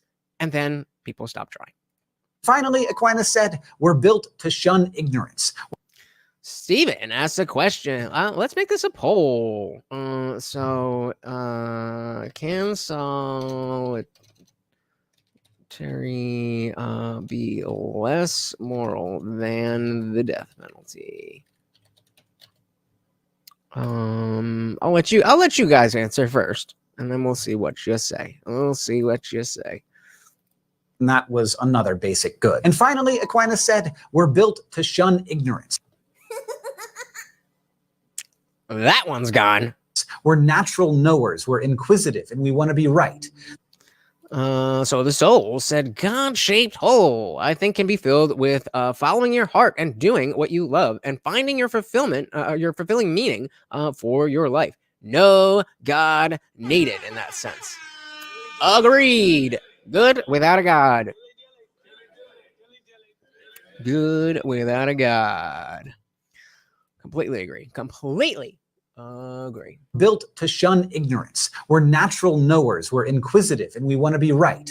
This is another trait that we share with non-human animals because knowledge promotes survival, and ignorance can mean starving to death or ending up as someone's dinner. So these are the basic goods, and from them we can derive the natural laws. We don't need the Bible or religion class or church in order to understand the natural law. We don't need the Bible or religion or church in order to understand the natural law. As I've been telling you since I started this channel, it's not something I pulled out of my ass. Aquinas said. Instead, our instinct shows us the basic goods, and reason allows us to derive the natural law from them. Right acts, therefore, are simply those that are in accordance with the natural law. So, how does this whole system work? Well, I recognize the basic good of life because I value my own life. Maybe you've heard me make this exact argument before. How does this whole system work? Well, I recognize the basic good of life because I value my own life, and that's clear to me because I have a survival instinct that keeps me from doing dangerous, stupid stuff. Then reason leads me to see that others also have valuable lives, and from there I see that killing is a violation of natural laws. Duh. Fucking duh. If you need a God to know for sure that you shouldn't go around killing other people, then either you're stupid, or you're a bad person. So for each negative law or prohibition, there's Shout out to Aware Productions. Welcome, welcome, welcome to the party. Yeah, so-called God not only accepted slavery, but ordered Jesus. Can we say those words? I don't know. To follow refusals to be slaves in Deuteronomy. That's God, the same God who would know exactly how society would feel about that today. Welcome, welcome, welcome, Aware Productions to the party. Samarie said her society is trying to make selling sex a legit profession.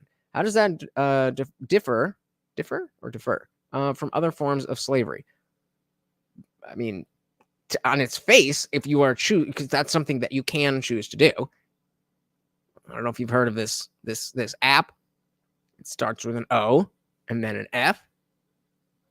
If you're calling that slavery, I would love to hear your argumentation, but I don't see you deciding to post pictures of yourself online or you deciding to walk the streets or whatever. I don't see that as slavery, but maybe you can. And I definitely understand there's people who, the pimp culture and people have been brought in and drugged and now all that stuff. I would agree that is probably like slavery, but that's not sex work. That's sex trafficking.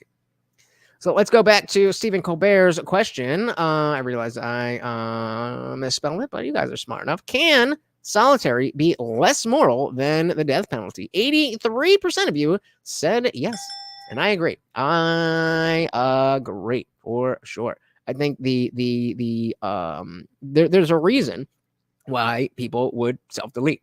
There is absolutely ways to exist that are so bad that not existing rationally is a better option. Is that a common thing? Of course not. But the question was, can it be less moral? And yeah. All right. That killing is a violation of natural law. So for each negative law or prohibition, there's usually a corresponding positive one, a positive injunction. For example, do not kill is a prohibition, but there's also a positive injunction that encourages us to promote life. Okay, so let's take a look at this. So we have the prohibition is do not kill. The basic good is life, and then I guess we're going to get to... So I guess you shouldn't do the thing because it violates the basic good and then prevents the positive injunction. I guess that's where we're going with this. It's a prohibition, but there's also a positive injunction that encourages us to promote life. Okay. So it's not only that you shouldn't kill because it violates life. You also shouldn't kill because it has benefits that it promotes the idea of life. The prohibition.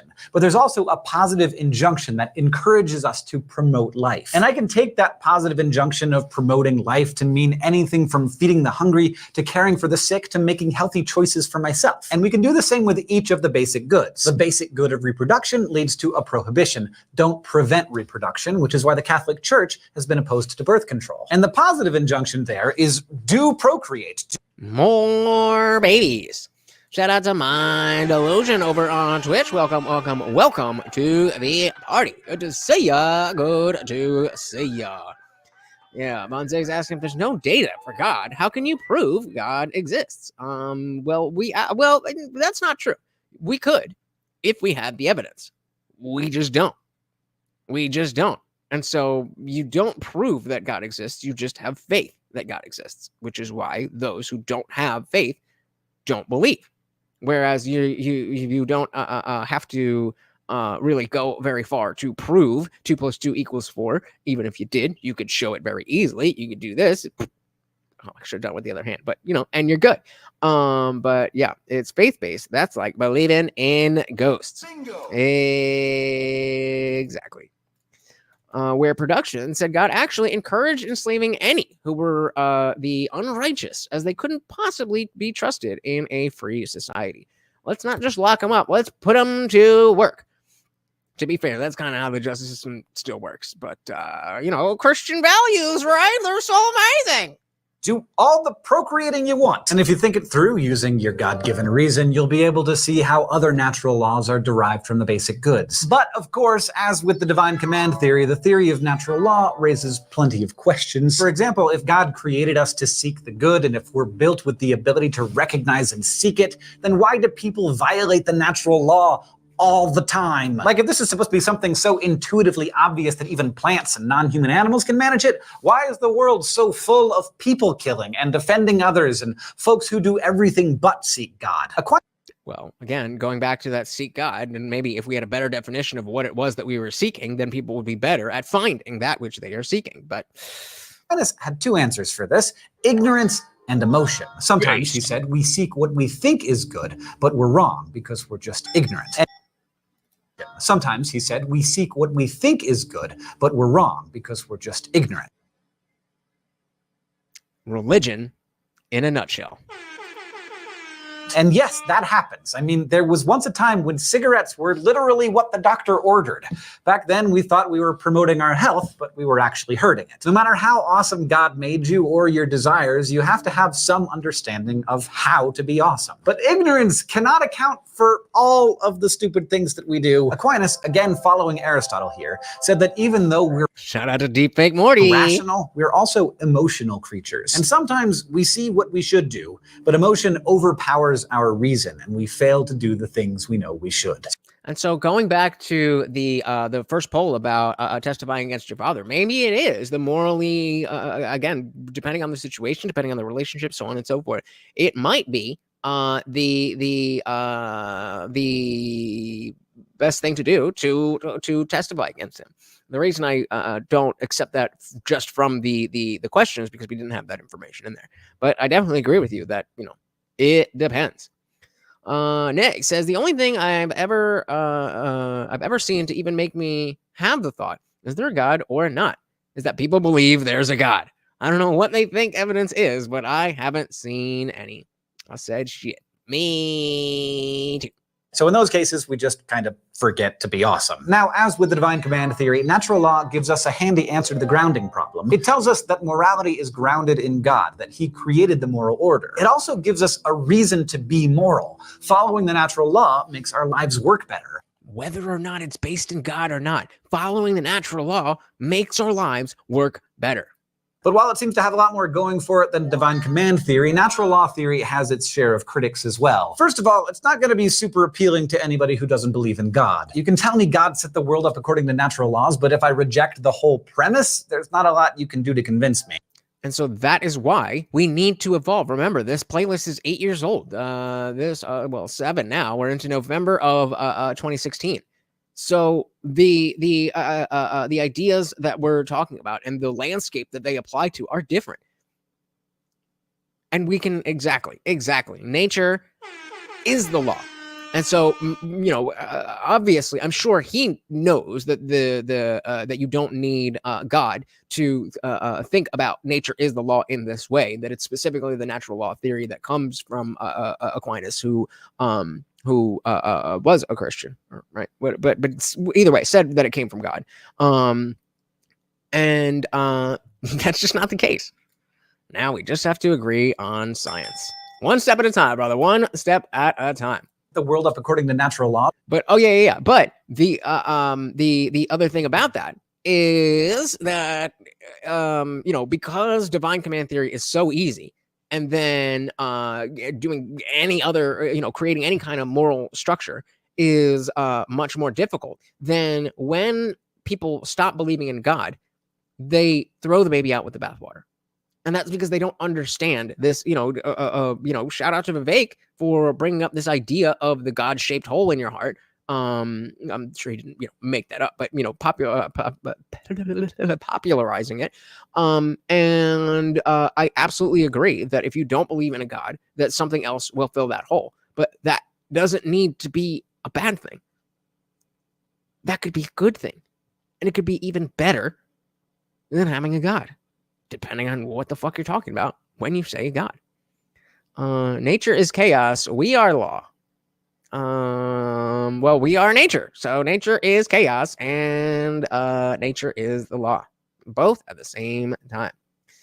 Whereas immorality is a construct, not of nature, but of man. Agreed. But this I disagree with. I absolutely disagree. That is why I think we see so many unhappy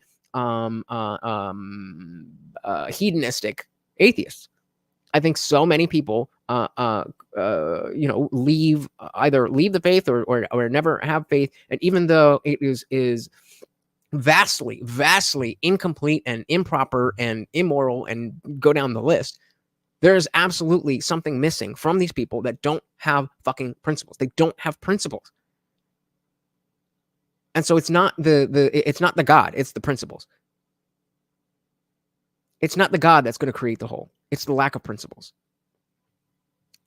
We create that. Well, yeah. We're you ain't looking, homie. You ain't looking. You ain't looking. Take a look at fucking TikTok, and it's not going well over there. Steven said, "Who would choose depression? Because you need to adjust your psyche over awe of nature." What? I do not know what that means. But if I reject the whole premise, there's not a lot you can do to convince me. Another objection comes from 18th century Scottish philosopher David Hume in the form of what's known as the is-ought problem. And to invest Who's familiar with the is-ought problem? And just, was it this one? Wait. Yeah, we were just talking about it. We were just talking about agreeing on the science. The is-ought problem. Let's pop over to the thought bubble for some flash philosophy. Bubble. Hume said it's fallacious to assume that just because something is a certain way, that means that it ought to be that way. But that's basically what natural law theory does all day long. We look at nature and see that creatures have strong survival instincts, so from there we conclude that survival instincts are good, but... Okay. Human atheists.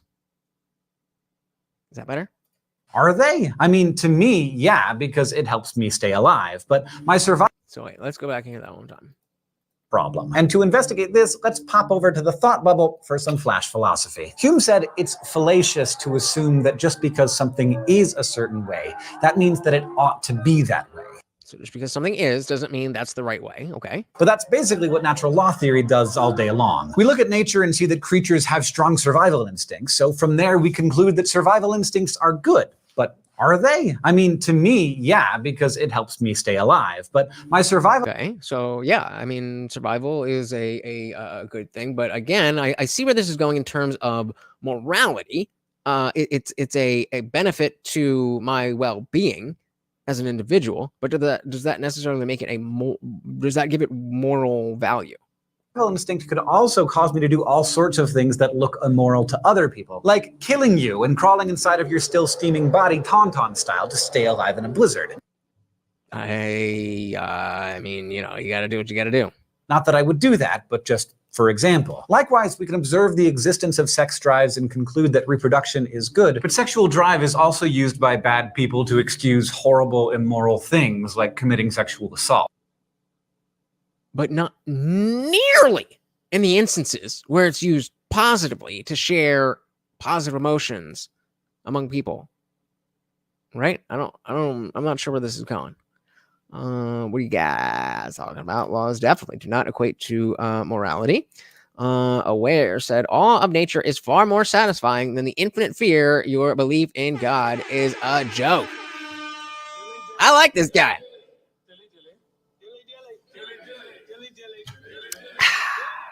I like that one. Next, I've seen too many people that are only trying to earn the reward of heaven or avoid the punishment of hell or both. I'll take someone who is moral because they're actually good, and actually a good person. Yep, and that was going back to Pascal's wager. Most of us, like dogs, seek authority. Yes, but authority and God are two different things. Right? Steven said, seriously though, knowing someone who's atheist tells me a little about how rational, critical, and critical thinking they are. Yeah. Or how happy, fulfilled, or eudaimonic. What does that mean?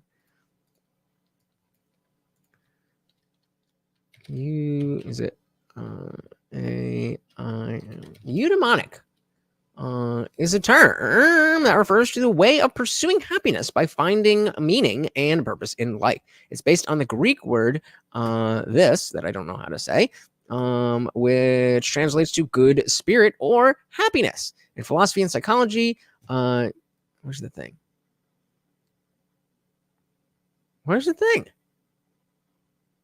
They usually have a pronunciation thing. But yeah. Agreed. Yeah, being an atheist doesn't tell you whether they are happy, good, bad, all of those things. But we can definitely see a correlation that some people who are lost in the lack of grounding, and it's not because they are atheistic. I understand that as an atheist, but it's because their atheism has given them an excuse to not do the philosophical work. In my personal opinion. So the Soul said survival, but survival of the fittest adds another layer to that, depending on what you have to do to be the fittest. Yeah. Agreed. Samarie said, seriously though, how many traits can be common within groups of people? One can still not rub all under one brush. Yeah, sure. God is the word for the only true authority, according to who? Also used by bad people to excuse horrible, immoral things like committing sexual assault. And for that matter, is reproduction always good? Is it something all beings have to do? Am I sinning if I choose to never have children? No. And what about bodies that can't reproduce, or people who don't want to reproduce, or have partners that they can't reproduce with? Thanks, Thought Bubble. As you can see, for all it has going for it, natural law theory can pretty quickly open some big old cans of philosophical worms, which might be why 18th century German philosopher Immanuel Kant thought we needed a better option, which we'll consider next time. A better option? A better option? I feel like I talk about a better option all the live long day. No? Damn near eudaimonic. All right, so our next chapter, and I think it's going to be our final chapter for tonight, just because I don't want to, I want to keep everything, Immanuel Kant and the categorical imperative. I don't know if you've noticed this, but all of our discussions about ethics so far have had one thing in common: God. Divine command theory, for example, argues that what's good and what's not are determined by a deity, whether that's the God of Abraham or a panoply of gods who come up with ethical rules by committee. And the theory of natural law, as advanced by Thomas Aquinas, says that morality comes from us, but only because we were made by God, who preloaded us with moral sensibilities. Oh, yeah. It's over and over and over and over. People will say, you're not an atheist, you're agnostic. Like, I am agnostic. I am actually an agnostic atheist. I'm like, wait, what? So, yep. Y'all better know by now. That atheism is not the position that no gods exist. But many other thinkers have argued that humanity's moral code doesn't come from some supernatural force. 18th century German philosopher Immanuel Kant, for one, thought that religion and morality were a terrible pairing, and if anything, the two should be kept apart. Dilly to that. I would say if you are falling away from religion, then Immanuel Kant is a great place to start. Let me grab these. And said, I hate the anomalies being used as the rule when that's what makes them anomalies. Bingo. Except for now, being something at warp speed. But yeah, they all the time they will use the exception to the rule as the fact that the rule doesn't exist, when in fact the exception proves the rule. Instead, Kant argued, in order to determine what's right, you have to use reason and a sense of consideration for other people, and, at least the way I'm teaching it today, jom-joms.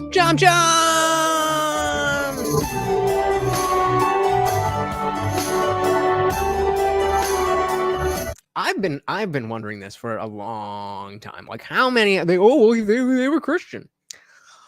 Why they not?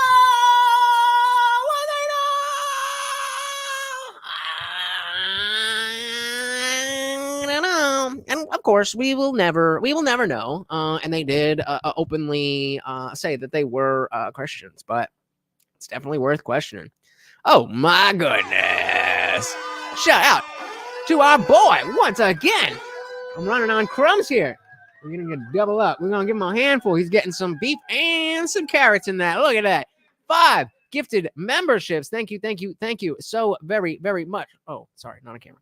And again, guys, remember that if you were gifted a membership, you now have full access to the entire Discord server. You just have to join and send me a DM to let me know that you got a gifted membership and you can join us in the after party. Thank you, thank you, thank you so very, very much. Funkmaster out sponsoring himself once again. A pillar of this community. Where would we be without Funkmaster? Thank you, thank you, thank you so very, very, very, very, very, very much, sir.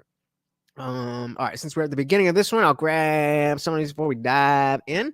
Yep, exception only proves the absence of the absolute. Yep.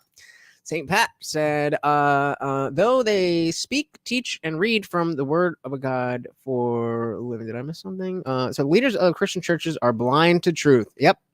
Agreed. Bonzig says, so much wars over the years. Morality is a social construct. Agreed. But it is, I believe it's a social construct that's tied to reality, but still a social construct. So he said even Epicurus believed in gods, just not very fanatically. Fair enough. St. Pete said pain and pleasure are not opposites. Very, very fair. Of course, so many snacks thanks to you guys. Thank you, thank you, thank you. Where said reading one book does not make one a philosopher. I mean, I'm trying to nitpick and see if I technically disagree. Yeah, I agree, but that doesn't mean you shouldn't start with one book. Am said, I prefer not to cater to a fringe if it decays society as a whole. I said, shit.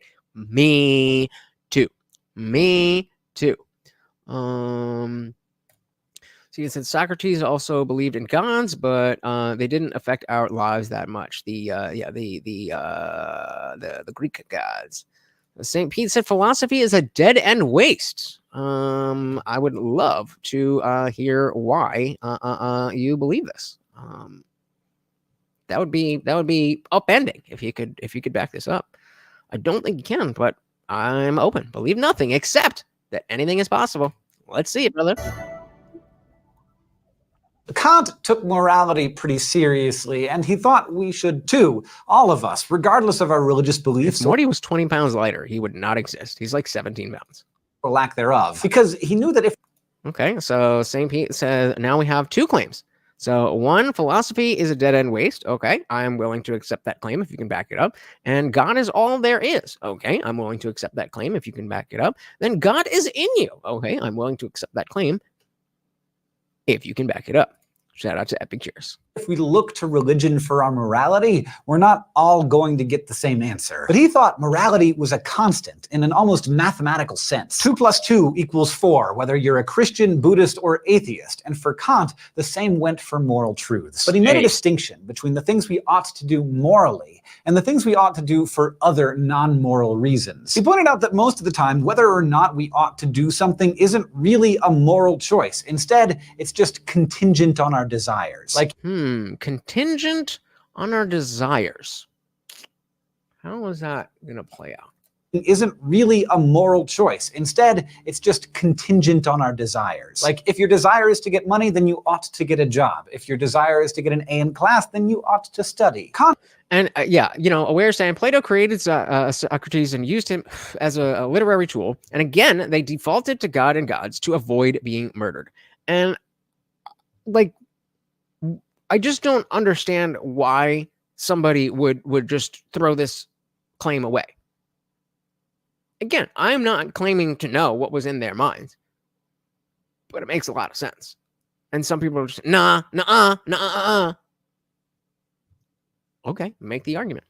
Shout out to Michael. Welcome to the party.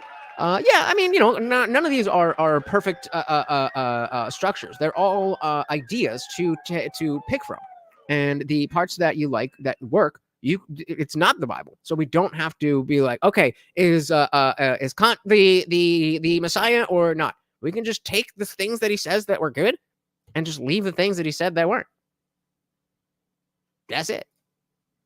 Kant called these if-then statements hypothetical imperatives. They're commands that you should follow if you want something. But hypothetical imperatives are about prudence rather than morality. So if you don't want money, you can always choose not to work. And if you don't care about getting a good grade, studying becomes totally optional. It'd be a terrible option, in my opinion, as an educator, but still, optional. But Kant viewed morality not in terms of hypothetical imperatives, but through what he called categorical imperatives. These are commands. And if you remember, let's pull this up.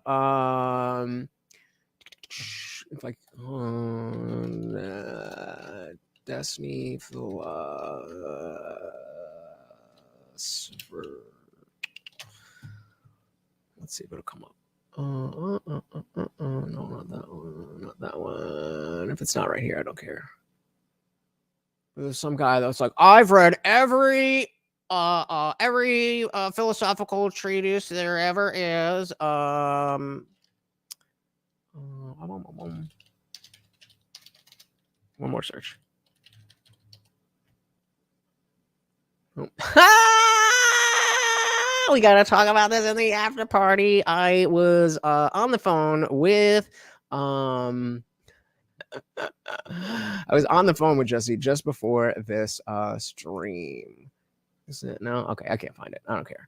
But yeah, it's basically some guy that was like, I've read every philosophical treatise and everything, and Destiny is like, okay, what's categorical imperatives, which is a very basic question. Again, we're in crash course philosophy. And like, okay, I wouldn't be able to just, pull a direct definition off the top of my head. But like, I understand it, and I'm not out here saying, I know everything about philosophy. Stephen said Socrates had rejected the anthropomorphism of traditional Greek religion by denying that gods did bad things like humans do. Second, he seemed to believe in a dominion and inner voice with, as his accusers suggested, divine origin. Aware said, much like Jesus said, render unto Caesar what is Caesar's, which begged the question, what is Caesar's? Everything. What do you mean everything? Everything! I don't even know what movie that's from. I've just seen Community so many times. Michael said, I just think when you're trying to determine if something is morally good or evil, you can't just switch moral theories to support whatever opinions you have. Why not? I agree you need to be consistent. But those are two different things. Why if you are being consistent, why wouldn't you be able to use different theories?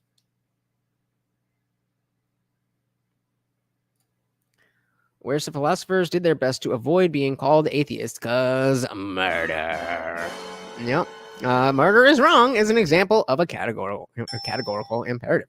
Indeed. Michael said the verse is generally interpreted as paying your taxes. What verse are we talking about?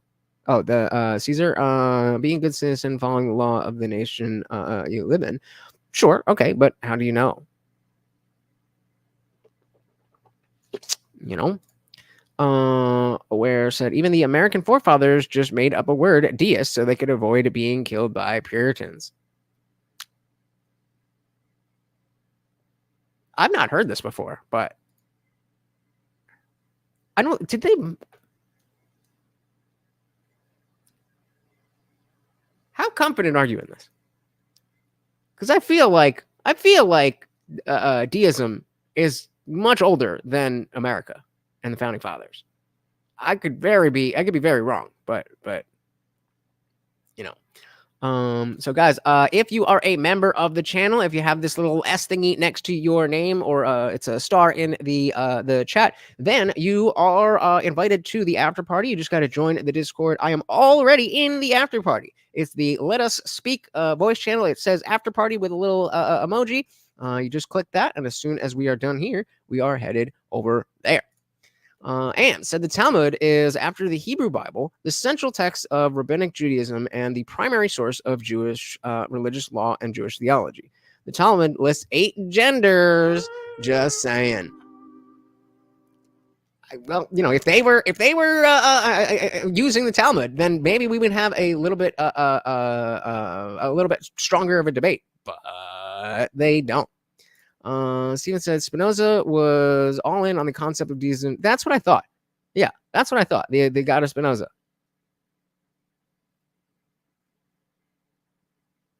That's what I thought. And that I don't necessarily disagree with that, but it's definitely so no, it's not just a chat. It is so like the other day when we were all on screen, we're actually just having a conversation. And so you don't have to cam up. You don't even have to say anything. If you just want to, sit there like this and just listen to what we're chatting about, that's totally cool too.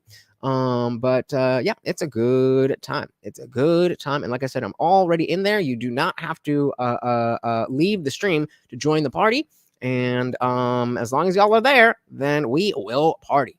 All right, the categorical imperative. Not in terms of hypothetical imperatives, but through what he called categorical imperatives. These are I don't necessarily not believe in a deistic God. I just don't like using the word God because, as everybody here has heard me say a million times, God is very bad at being a word. The purpose of a word is to take the thoughts and ideas of my head and put them into your head, or vice versa. When I say God, all you think of is the idea of God you already have in your head, regardless of who you are. There is no way to say God and have somebody else understand what I mean. That is not a possible thing, at least right now. So,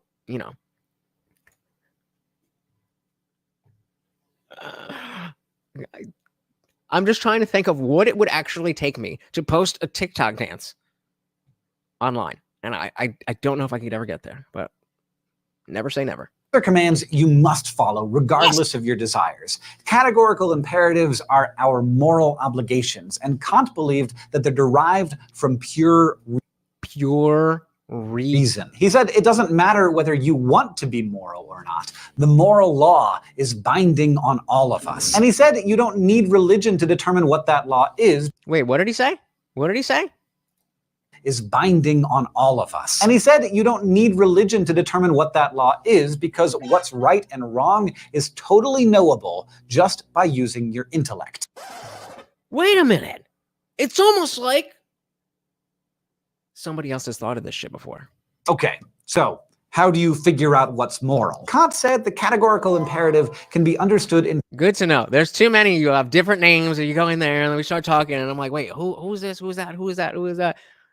All good to know. Good to know. There we go. Aware. So the fact that we share the electromagnetic universe is not God. Well, it is if you just say it. Well, God is the fact that we share the electromagnetic universe. That's enough for most Christians. They'll say God is love. God is everything. God is you. God is this. God is that. God is that. What the fuck do you mean? In terms of various formulations, basically different ways of phrasing or looking at the same essential idea. And he came up with 4 formulations of the categorical imperative. Let me tell you about the 2 most popular ones. The first formulation of the categorical imperative is often known as the universalizability principle. And Kant phrased it this way: act only according to that maxim, which you can at the same time will that it should become a universal law without contradiction. Okay, Kant. Pretty wordy guy, so let's unpack what he was saying. A maxim is just a rule or principle of action, and a universal law is something that must always be done in similar situations. So act only in according to that a rule or principle of action, which you can be simultaneously that you can simultaneously will that it should become a universal law, meaning something that must be done at all times in similar situations without contradiction. So, as a Kantian, before I act, I would ask myself, what's the maxim of my action? In other words, what's the general rule that stands behind the particular action I'm considering? Let's say you forgot your wallet in your dorm this morning. You don't have time to get up between classes and you're really hungry. You notice that the student working at the snack kiosk, there's always money in the banana stand, in the union is engrossed in a conversation, and you could easily snag a banana and be on your way. Sorry, chom. You could easily swipe that chom and be on your way. Is it okay, morally, for you to do this? Well, the particular action you are considering, taking a chom from a merchant without paying for it, is stealing. And if you approve of the maxim of stealing, which you're doing whether you admit it or not, then what you're actually doing is universalizing that action. You're saying that everyone should always steal. So basically, you're by the way that you behave, you're dictating what everybody else should do. So if I do it, it must be okay for everybody to do it in similar circumstances.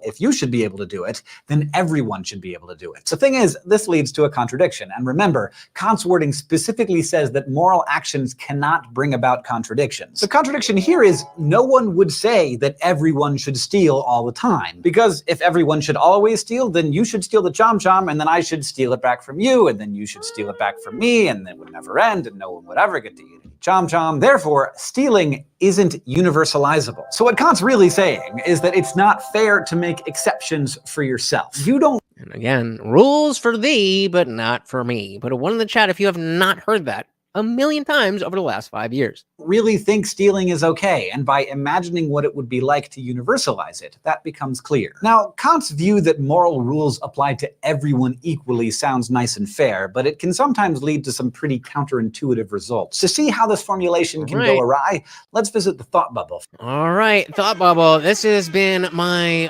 the video on the playlist. We are now at 35 of 47. And this one's been the most in line with the types of things that I think when it comes to morality. But again, it is definitely not a perfect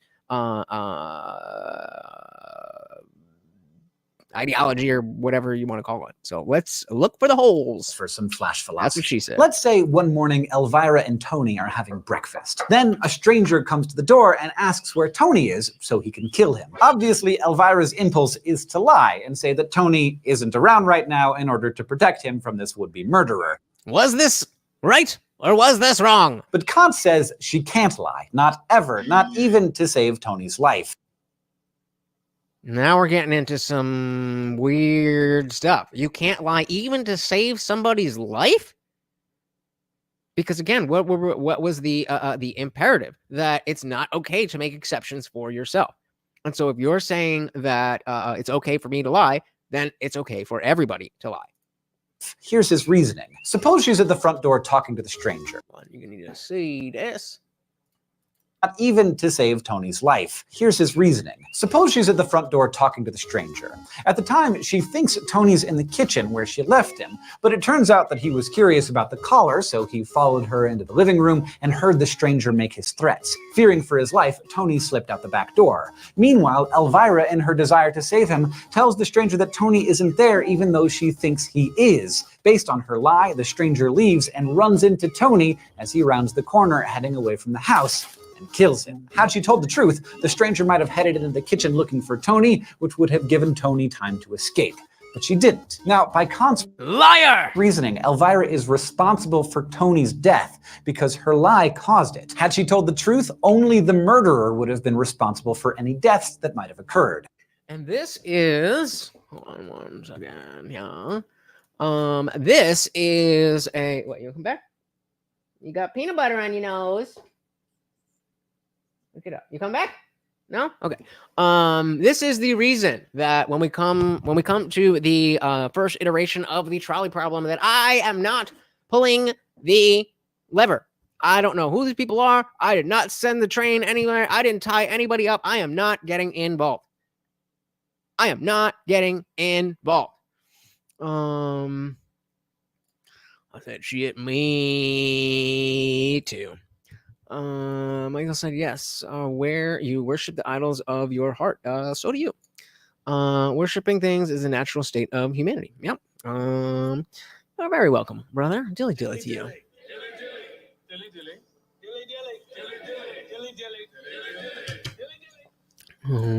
See, Michael Sandel, American philosopher, on the many situations where lies, murder, and other normally immoral things often occur. Yeah. Oh yeah, Bonzig, you've been in Discord for a long time.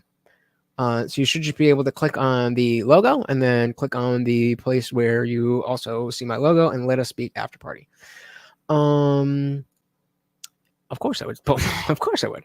But just without random strangers, no. If it's yeah, obviously, if a train's gonna kill my father, then 5 people, you gotta die. You gotta die. Baby, no.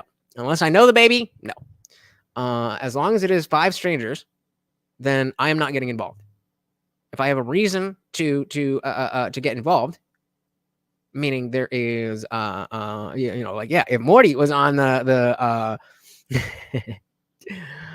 thanks, bud. High five. Good boy. If Morty was on there, I would definitely pull the lever, and 5 people are dying to save this motherfucker.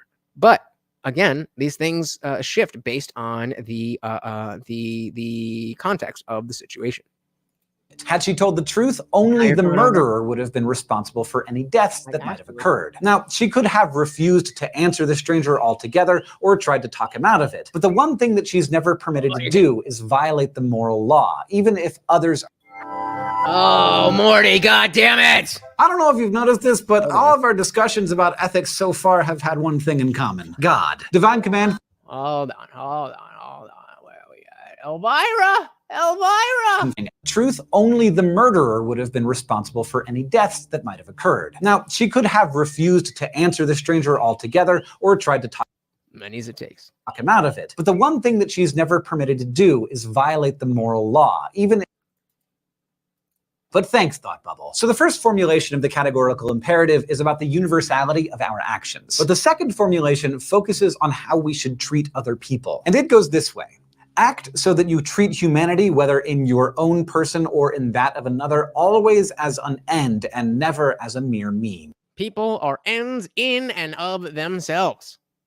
Again, we have to define some terms here to figure out what this is all about. To use something as a mere means is to use it only for your own benefit with no thought to the interests or benefit of the thing you're using. Now we use... Where said, man is arrogant to think it kills for any different reasons than any other animal. Agreed. Things as mere means all the time. I use this mug to hold my coffee, and if it were to stop benefiting me, like if it got a crack in it and it started leaking, I wouldn't use it anymore. It's perfectly fine to use things as mere means, but not humans. This is because we are what Kant called ends in ourselves. We are not mere objects that exist to be used by others. We are our own ends. We're rational and autonomous, and we have the ability to set our own goals and work toward them. Coffee mugs exist for coffee drinkers. Humans exist for themselves. Based. So to treat someone as an end in herself means to recognize the humanity of the person you're encountering, to realize that she has goals, values, and interests of her own, and you must morally keep that in mind in your encounters with her. Now, hey, yo! Division Plus, welcome to the party. Long time no see. We are getting the old crew back. What is going on? Welcome, brother. Good to see ya. So I think morality is a necessary byproduct that initiated as soon as humans created settlements. Morality adapts and evolves like a system to organize and structure a society for survival success. Agreed. Welcome to the party. Very, very good to see ya. Welcome.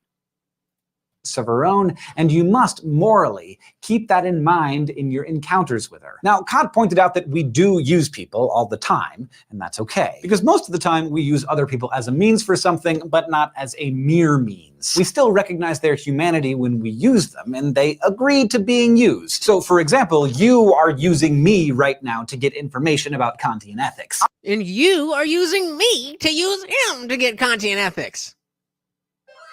I am using Nick and Nicole to help me get that information to you. Kant said that you and I and Nick and Nicole, we all deserve to not be used as mere means because of our autonomy. Unlike other things in the world, we're So usually I can't necessarily answer this question, but because of the Philosophy Friday and keeping things organized, yes, this is our last video. We've got about 2 minutes left in the video. I don't know how long it's going to take with comments and stuff, but then we are headed right over to the after party. Thank y'all. We can eat more than there's less competition. Did I miss something? Oh, Fungus said we generally don't eat each other, but lions don't eat hyenas. They kill them preemptively. Yeah, sounds like self-defense to me. Yep, and Morty using subs to get snacks, and I'm using Morty to get money. He definitely is the master, though. As a professional dog trainer, this is literally the reason that I can't get Morty to, in terms of obedience, the place that I would want him to get in a realistic time period. Like, obviously I could, but he's old. And I realized once I started learning about how dogs think and stuff, that and he was already like 5 years old at the time, I didn't create a strong enough dynamic of me as the leader. And so he thinks of us as like buddies. And so, like, when I tell him to do shit, he's like, motherfucker, who the fuck is you? Like, I'll do what I want to do. And, you know, when I'm feeding him all the time, and he makes sense. So he's definitely the master. All right. Not be used as mere means because of our autonomy. Unlike other things in the world, we're self-governed. We're able to set our own ends, to make our own free decisions based on our rational wills. We can set goals for ourselves and take steps to realize those goals. Even without free will. This imbues us with an absolute moral worth, Kant said, which means that we shouldn't be manipulated or manipulate other autonomous agents for our own benefit. And this means that things like lying and deception are never okay. And of course, that's not the case. For the most part, you should be an honest person, but there are, as Aware said, very, very few things are actually categorical imperatives. And lying ain't one of them. Because if I'm being deceived, I can't make an autonomous decision about how to act because my decision is based on false information. For instance, I might agree to loan you money so you can buy books for school, but I wouldn't agree to loan you money so that you can get a new Xbox. Why not? I'm sorry, but no. So when you lie to me about what you're going to be doing with the money you're asking for, you rob me of my ability to autonomously decide to help you. You've treated me. Aware said a dolphin will kill you if you threaten his survival, but he won't eat you. Based. Funk said right, and men left to their own devices are the most dangerous things on the planet. Nope. Dogmatic men. Dogmatic men who have a violent dogma are the most dangerous things on the planet. A self-deletion bomber is way more dangerous than some loser who is just, the old, in his mama's basement, eating Cheetos, playing video games all day. He's listless, and he has he's left to his own devices. And yes, that does describe a number of the school pupils, but obviously not every man who does that becomes one of those. So I will say that I agree that they are dangerous, but those with a violent, dogmatic ideology are worse. Samarie said a dolphin is superior to us anyway. So long, and thanks for all the fish. What? And there you go. Mind delusion. Placebo effect can be good. Some lies are good. Bingo. Like, how would we know how double-blind studies work if we didn't lie? So it cannot be a categorical imperative. Aware said, "Man is most dangerous for our ability to get you to kill for us." That's facts. That's facts. All right, let's Money you're asking for, you rob me of my ability to autonomously decide to help you. You've treated me as a mere means to accomplish your goals with no thought to my own goals and interests. Kamala. And that's a violation of Kant's second categorical imperative. So, Kant argued that proper rational application of the categorical imperative will lead us to moral truth that is fixed and applicable to all moral agents. No God required. Of course, not everyone agreed with him, so next time we're going to check out a theory that is in many ways the antithesis of Kantianism, utilitarianism. Today, and that is another one of the modes or schools of thinking that I bring a lot from, I take a lot from, even though, as he said, is essentially the opposite of Kantian ethics. So again, the notion of, well, you shouldn't be able to take from different places if you're contradicting yourself, sure. But if you're not contradicting yourself, why is it bad to take ideas from different places? Because then all you're saying is, no, we need a dogma.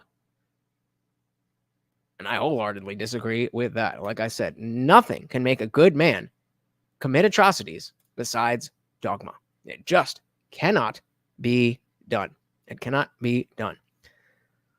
But yeah, man, I really, I really like these Philosophy Fridays. I really like what it does for the, the community of getting us all kind of on a basic same page. Obviously, some of you know more than I do. I know some more than you do. But as long as we have this base level, then we can talk about these things on a more elevated way without leaving anybody behind and without getting too into the weeds. Because again, this is a political channel. This is about the how all of this stuff affects politics, how it affects America, and how it affects how people think about politics in America. And that's really what I care about, because in the short term, that is what's going to affect people the most.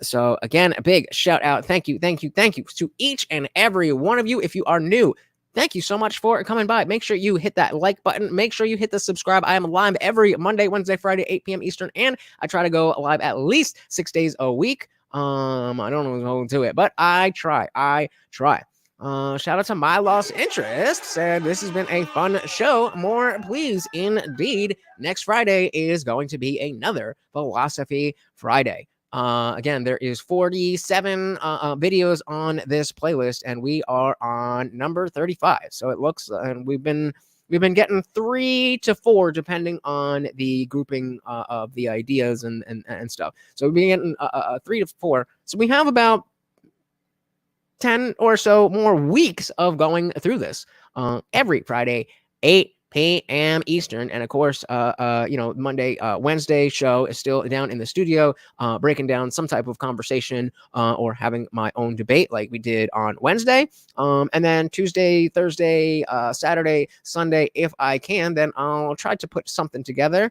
I definitely need to cover Trump on Lex Friedman over the weekend. I don't know exactly when that's going to be. I don't know if I'm going to be down here. I'm going to be up there. So again, hit that subscribe, ring the bell, and you will never miss an Indian Jesus live party ever again. Let's give a big shout out to the donations for this stream.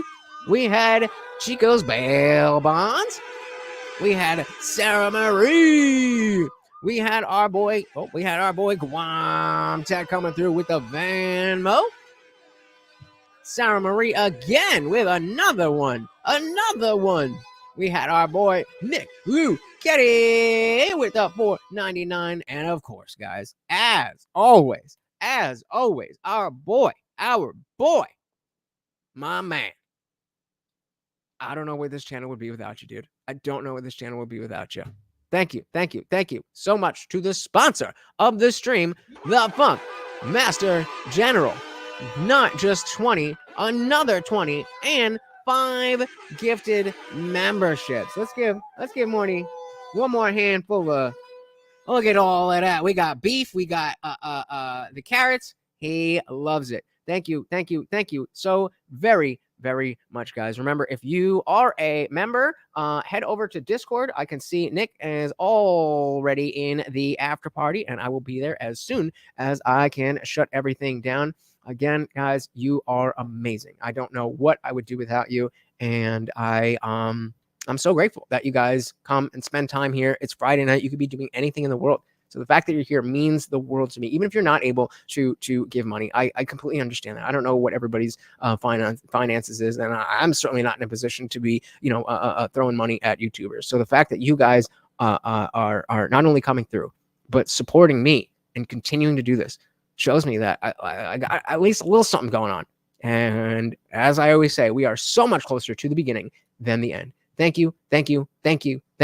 Once again, this has been Morty, and I am your host, Lutch, aka the Indian Jesus, here to resurrect the second coming of common sense. Until next time, guys, we are out of here. Peace. Good boy.